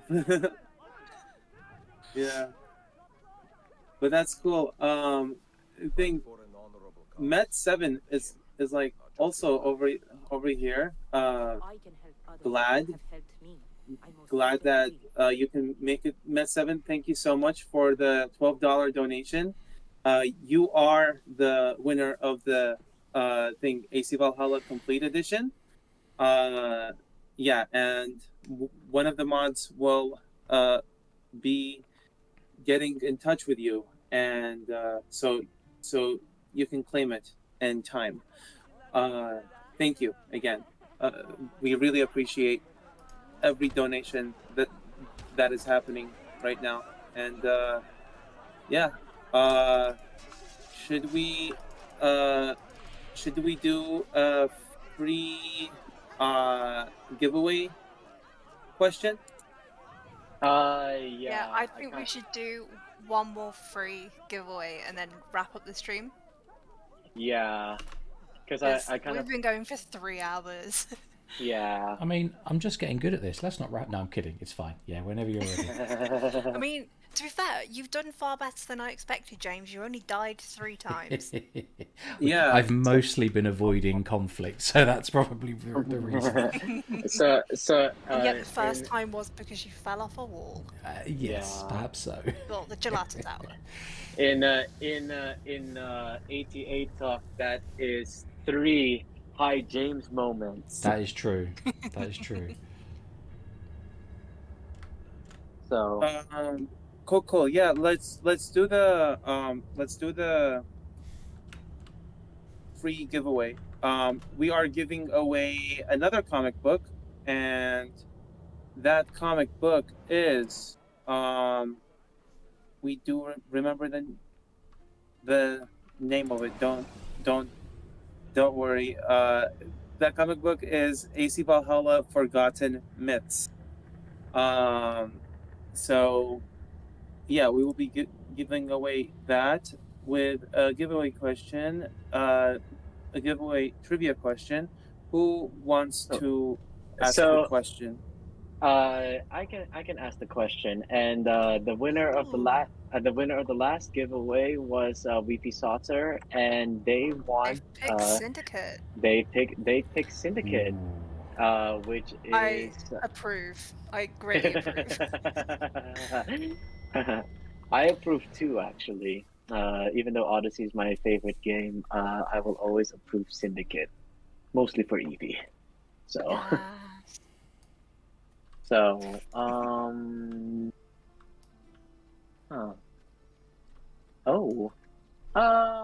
okay. Thank you for the donation, Rupert, if you're watching. Much appreciated. Every little bit helps. Thank you for the donation, Rupert. Oh, Rupert! You are listening. Thank you. I sense there's backstory here, Louise, from the way you've said that. You don't have to tell us, but... No, Rupert's an old, gaming friend of mine, and his, Revelations is his thing. Oh, I see. So he's probably weeping right now at the terrible way that I'm playing, but fair enough, you know. No, I think he's enjoying it. But thank you for the donation. It's greatly appreciated. Very kind. Yeah. And we thank you for coming over here. Anyway, on to the giveaway question for Syndicate. This is going to be what happened over here. Oh, okay, never mind. All right. A bit of Syndicate love going on in chat as well. Very nice to see. Yeah. So Syndicate love. Syndicate love. So this is. Let me join real quick. Because I'm reading in chat. Could you come, James? Could you connect my bot to give out the invite code for your server? Okay, hang on 1 second, my friend. Never mind. Med7 got in. He's trying to contact Ada. Med7 is in. Right. Okay. Anyway, we've delayed long enough. Here is the question for Syndicate, and this should be an easy one. It's actually not about fictional characters, but a historical character. And the question is, which historical figure helped Jacob Fry investigate Starrick's soothing syrup? Shooting me. Soothing syrup. What were you saying about avoiding conflict, James? Someone, I can't even see where it's coming from. Someone was shooting me. I've got the HUD off because, you know, it's more immersive, but of course without the HUD I'm completely lost. Okay, you're somewhere in Turkey. Yeah, thank you. Yes, excellent. That really helps. Yeah. Rupert, you answered, but unfortunately, that is incorrect. Yes. Charles Dickens was not a Templar. It wasn't a Templar that helped Jacob with the soothing syrup. Yeah, it wasn't a Templar. Indeed. Oh, I forgot his name actually. I feel like some Syndicate education is required here. AC series. I am. No, we're speaking about the I think we're referring to the specific mission where he goes and investigates the distillery. Yes, the big Who helps vats. him with the distillery? Yeah. Yeah. So, who was the name of the historical figure who helped Jacob Fry with that? Yes, it wasn't Charles. Come on. So that kind of narrows it down. Oh, Darwin. Oh, damn what it. the hell? That's hard. Oh You my can't give the answer out on the audio. Oh, that's hilarious. Well, I guess Sorry, Zark wins, sorry. right? Right. I'm a historical dear. thing. I'm Oh, a look, now historical figure. Rupert gets the answer. Well done, Rupert. Yes, well done. Well, I gave that to you, sir. I gave that to you. Oh no. Okay, so unfortunately, we gotta do another one. Yeah. Oh man. Shall I pick one? Yeah, go ahead. Go for it. Cool. Syndicate times. Including. Man, I should have said something with evolution. Damn it. I'm just gonna agree with Wolfie in the chat here. The asylum missions in Syndicate are excellent, very satisfying. You can also pick ones that were previously used in the summer streams. Awesome. So I'm not going to be really mean and pick a difficult question. We're going to go for one that's slightly easier. How old were Evie and Jacob when they met a certain Mr. Henry Green? I must They were admit, I think. teenagers. It is said in Henry's opening lines when he first addresses them. Now, just to clarify, Louise, for everyone watching and listening, is this a question for Arshak or, you know? Well, if it was a question for Arshak, I'd ask him where Cecily Fry was from. To be honest, I think Louise has asked me this question before. Yeah, I It's asked like- you on Wednesday. Yeah. You didn't get it. If and I I remember forgot. correctly, you didn't remember who Cecily Fry even was. Oh yeah. And I didn't know Rupert. who Cecily Fry is. So yeah, Rupert. there goes that. Rupert answered in chat, but unfortunately, that is incorrect. Well, Rupert, here's what you can do. Enter 19, 20, 21, 22, 23, 24, 25, 26. And then you'll win. Or are you suggesting that he just brute or you forces could, the answer? Or you could ask Don't rush the Alexa answer. to pick. Or you could ask Alexa to pick a random number in whatever range you specify. We do And have then just go with Alexa. We do have multiple choice answers on Yeah. our AC quiz. So if you want multiple choice answers, the options are A 23, B 25, C 20, or D 21. I'll also type them in chat. Thank you. Oh yeah. That's We not young. 5. We should include we should include multiple choice questions in these, guys. We're making it hard for them. So Fregalite says 2 decades as an answer. So yeah, so I don't know what you mean Yeah. by that, but as Louise asked, how old were Jacob and Evie when they met Henry Green? I almost said Henry Fry. Well, he could have taken Evie's maiden name. We don't know. Yeah. So the choices are A 23, 25, 20, or 21. So Rupert thinks he's playing Who Wants to Be a Millionaire, and he would like the computer to take away 2 wrong answers, leaving him with... Unfortunately, there are no lifelines over Yeah. here. So. And Or the he's just fact- spelling chord and put some spaces in there. Okay. Assassin's Creed series is really encouraging Rupert. Come on, Rupert. The whole Yeah. chat, Come on, Rupert, everyone I is focused on you believe in now. you. Come on.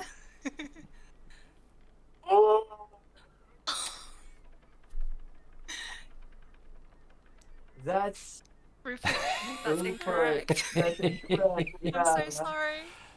Oh, Wait, Rupert, okay, you I can thought have they were a 21. second chance. No, the specific quote from Henry is when he meets them, he's like, 2 decades old and those devilish smiles, you must be the Fry twins. So when Yeah. Frigalite said 2 decades about That was 3 technically minutes the ago in correct chat, answer. Frigalite That was wasn't like- just technically correct; they were perfectly Got correct. the specific quote from the game. You got to respect Yeah. that. You have to respect that. Yeah. Yeah. Did was Frigalite a previous winner? Because if not, then congrats.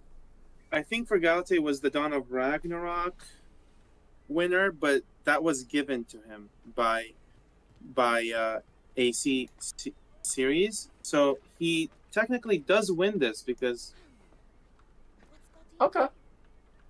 it's his first he won this. Okay. So congratulations. Cool. Congratulations. You Frigalite. won two things. The technicalities of life. Okay. Yep. And again, as James said, massive respect for you directly quoting. So yeah. Assassin's Creed series is really supporting Rupert here in his efforts to get the right answer. Can we just give a gift to Rupert for trying? I don't make the rules, I'm afraid. It's tough. It's hard, you know. Rupert. But congrats for Rupert, Galata. Enjoy the gift. Yeah. Rupert, the real MVP You right tried now. so very hard. You did. I've got to appreciate the tenacity to keep going, and knew I should have used a lifeline. We are It's slow and ask laughing. the audience, I'm afraid. We are laughing with Rupert, right? We are. Good. Yeah. Good. That's what I thought. Yeah. Rupert, the Those real is friendly MVP right joshing. now. Yes. Yeah. Friendly Joshy. Gotcha. And yeah, on that note, we have one more topic to cover. Okay. Again to with regards to the current situation going on right now. And Do you want me to cover it? Yeah, I was gonna hand it over to you. Yeah. You've been talking a lot. I think I just Yeah. wanted to come in and help you. Yeah. you know? Go ahead. But before I do, just want to give a quick shout out to our mod and our co-host and co-researcher from the summer streams, Ada, for providing the research on this topic. Muchas gracias for the research and for modding the stream tonight. And on that note, I will hand it over to Arsh for our final topic. Yes, thank you so much, Ada. I really, really appreciate you. Think you've been modding, you've been researching, you're doing a lot of things for the AC Community Relief Initiative, and we are just so great to have you. So thank you. And I also wanted to thank the mods that have been just providing the codes for everyone and helping up with the chat and yeah, thank you so much, mods. Thank you, Wolfie. Thank you all. I think another mod was here, right, guys? Wolfie and Ada are the active mods right now, and I think we had D Cats earlier. Shout out to D Cats for modding, and also Kangaroo just joined the chat. Hello, Roo. Hi, Roo. How are you? Hello, Rue. Good morning. Welcome to the chat.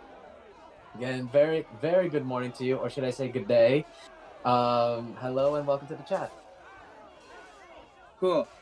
Yeah, so thank you all for contributing. Whether you've donated, whether you've chatted, whether you've modded, we really appreciate you. And without further ado, let's go into our last topic, which are the earthquakes that have happened in Turkey and and Syria, but I mean we wanted to focus on Turkey right now since this is AC Revelations.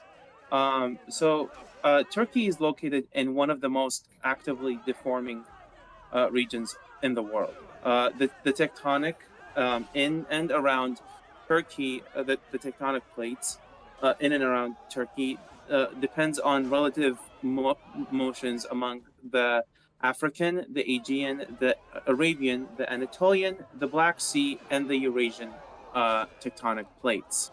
61 of the natural disasters in Turkey is earthquakes. The biggest earthquake that occurred was an 8 magnitude with the epicentrum in Antioch or Antakya. This was back in 526 BCE, and it was followed by 18 months of aftershocks. The city was very crowded because a lot of visitors come to celebrate Ascension Day. So it caused the death of 250,000 people. The earthquake was followed by a fire that destroyed most of the buildings left standing. So, I mean, this was not the first time that that Turkey experienced this much level of earthquakes. And yeah, it's a really dangerous thing, like setting to be in for the earthquakes. But as much as it is dangerous, it also has its beautiful history. And the city's history, though, is one of transition and rebirth. Ioannis Malalas wrote in their chronicle books that after the earthquake of 526 BCE, pregnant women buried for 20 or 30 days emerged healthy, and many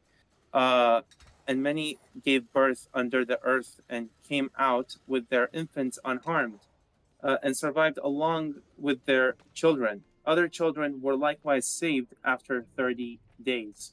Many more fearsome things than this occurred. The most damaging earthquake in Turkey was a 7.5 earthquake that happened in the same area in, I think, 115 BCE, causing the death of 260,000 people. This earthquake is one of the more famous of the ancient times because it hit a major city of the Roman Empire, and Emperor Trajan was in the city when it happened. Antioch and surrounding areas were devastated with a great loss of life and property. It was felt all over the Near East and the Eastern Mediterranean. The restoration of Antioch was started by Trajan, but seems to have been completed by Hadrian. Trajan had a copy of the statue of Tyche by Eutychides, erected at the new theater to commemorate the rebuilding of the city. Almost all of the mosaics that have been found in Antioch date from after the earthquake, actually. These are not the only earthquakes that happened in Turkey. There was an earthquake provided by Ludo history that happened in 1509 that hit the region around Constantinople too. But I think, but allegedly reconstruction was completed in just 2 months. That was due to a widespread tax of 22 silver coins from each household. But reconstructive efforts also focused on mosques and walls and public spaces first, and houses afterwards. But yeah, with this we conclude the discovery tour of exploring Turkey.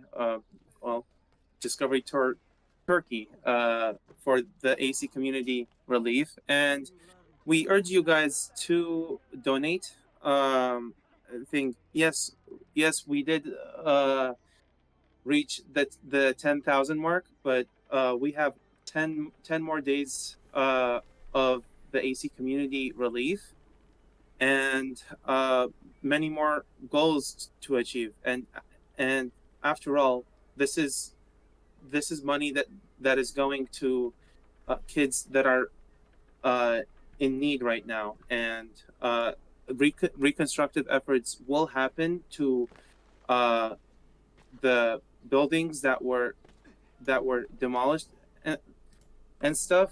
But at least with your help, you can help the kids that don't have houses right now, or they lost family, and you can help them get up on their feet and provide them with care that they really need. So yeah, that's all I have to add. Hope you guys liked this discovery tour. It was long, but we achieved it. Yeah.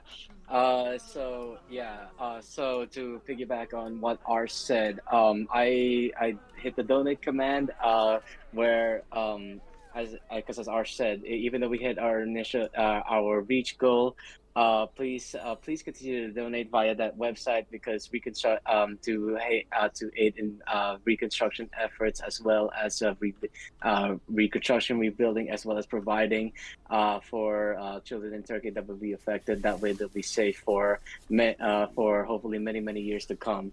Also, as I said, even though we reached our reach goal, we still have 10 more days. Thank you to everyone who has contributed so far, as well as who have appeared on the streams, and please continue supporting us by donating to the website, and by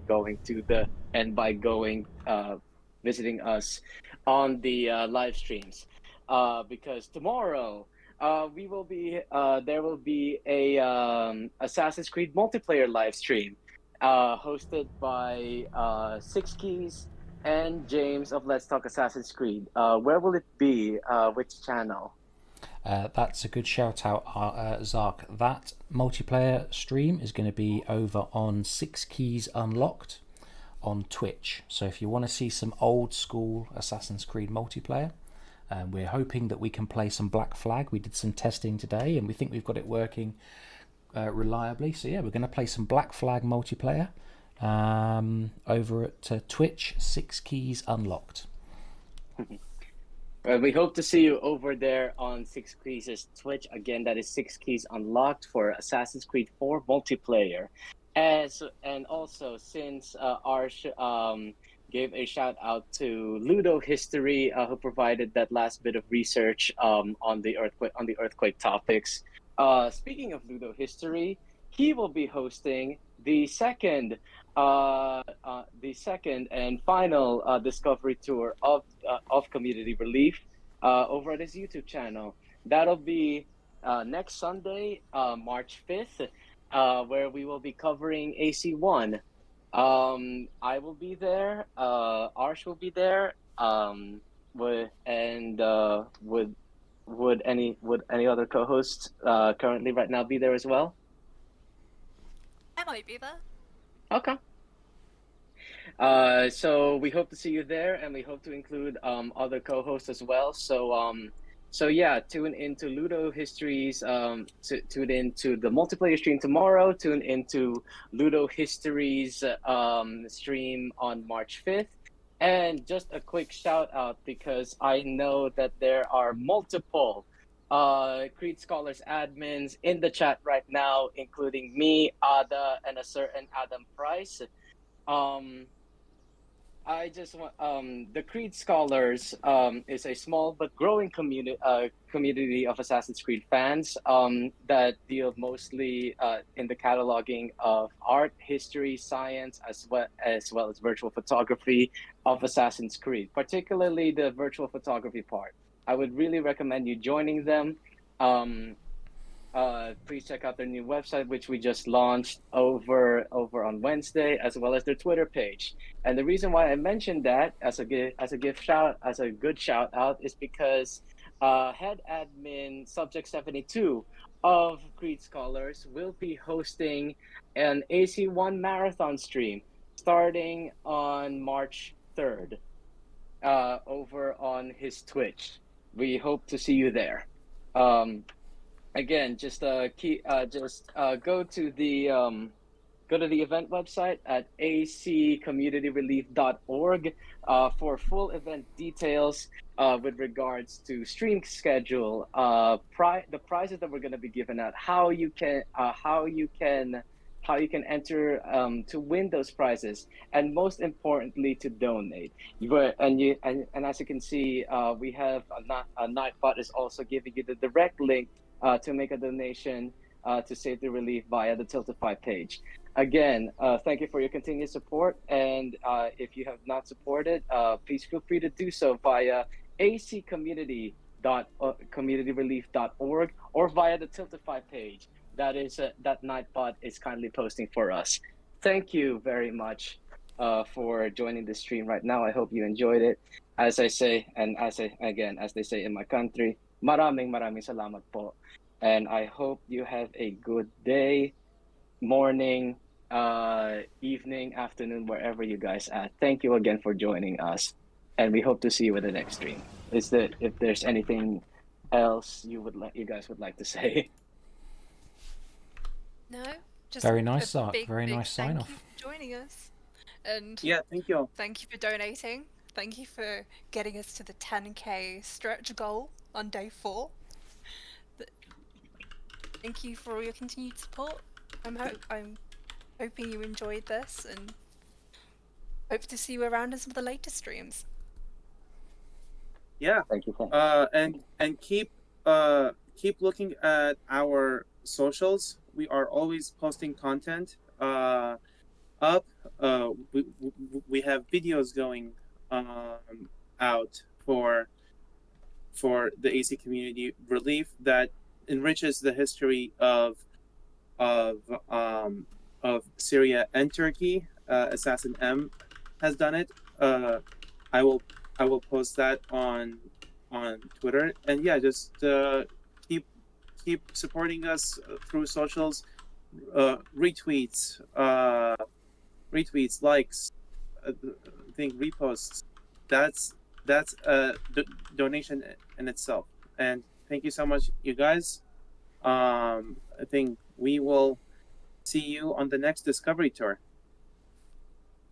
Hope to see you next Sunday for the next Discovery Tour over at Ludo History's YouTube channel. And again, or tomorrow. Yeah, tomorrow.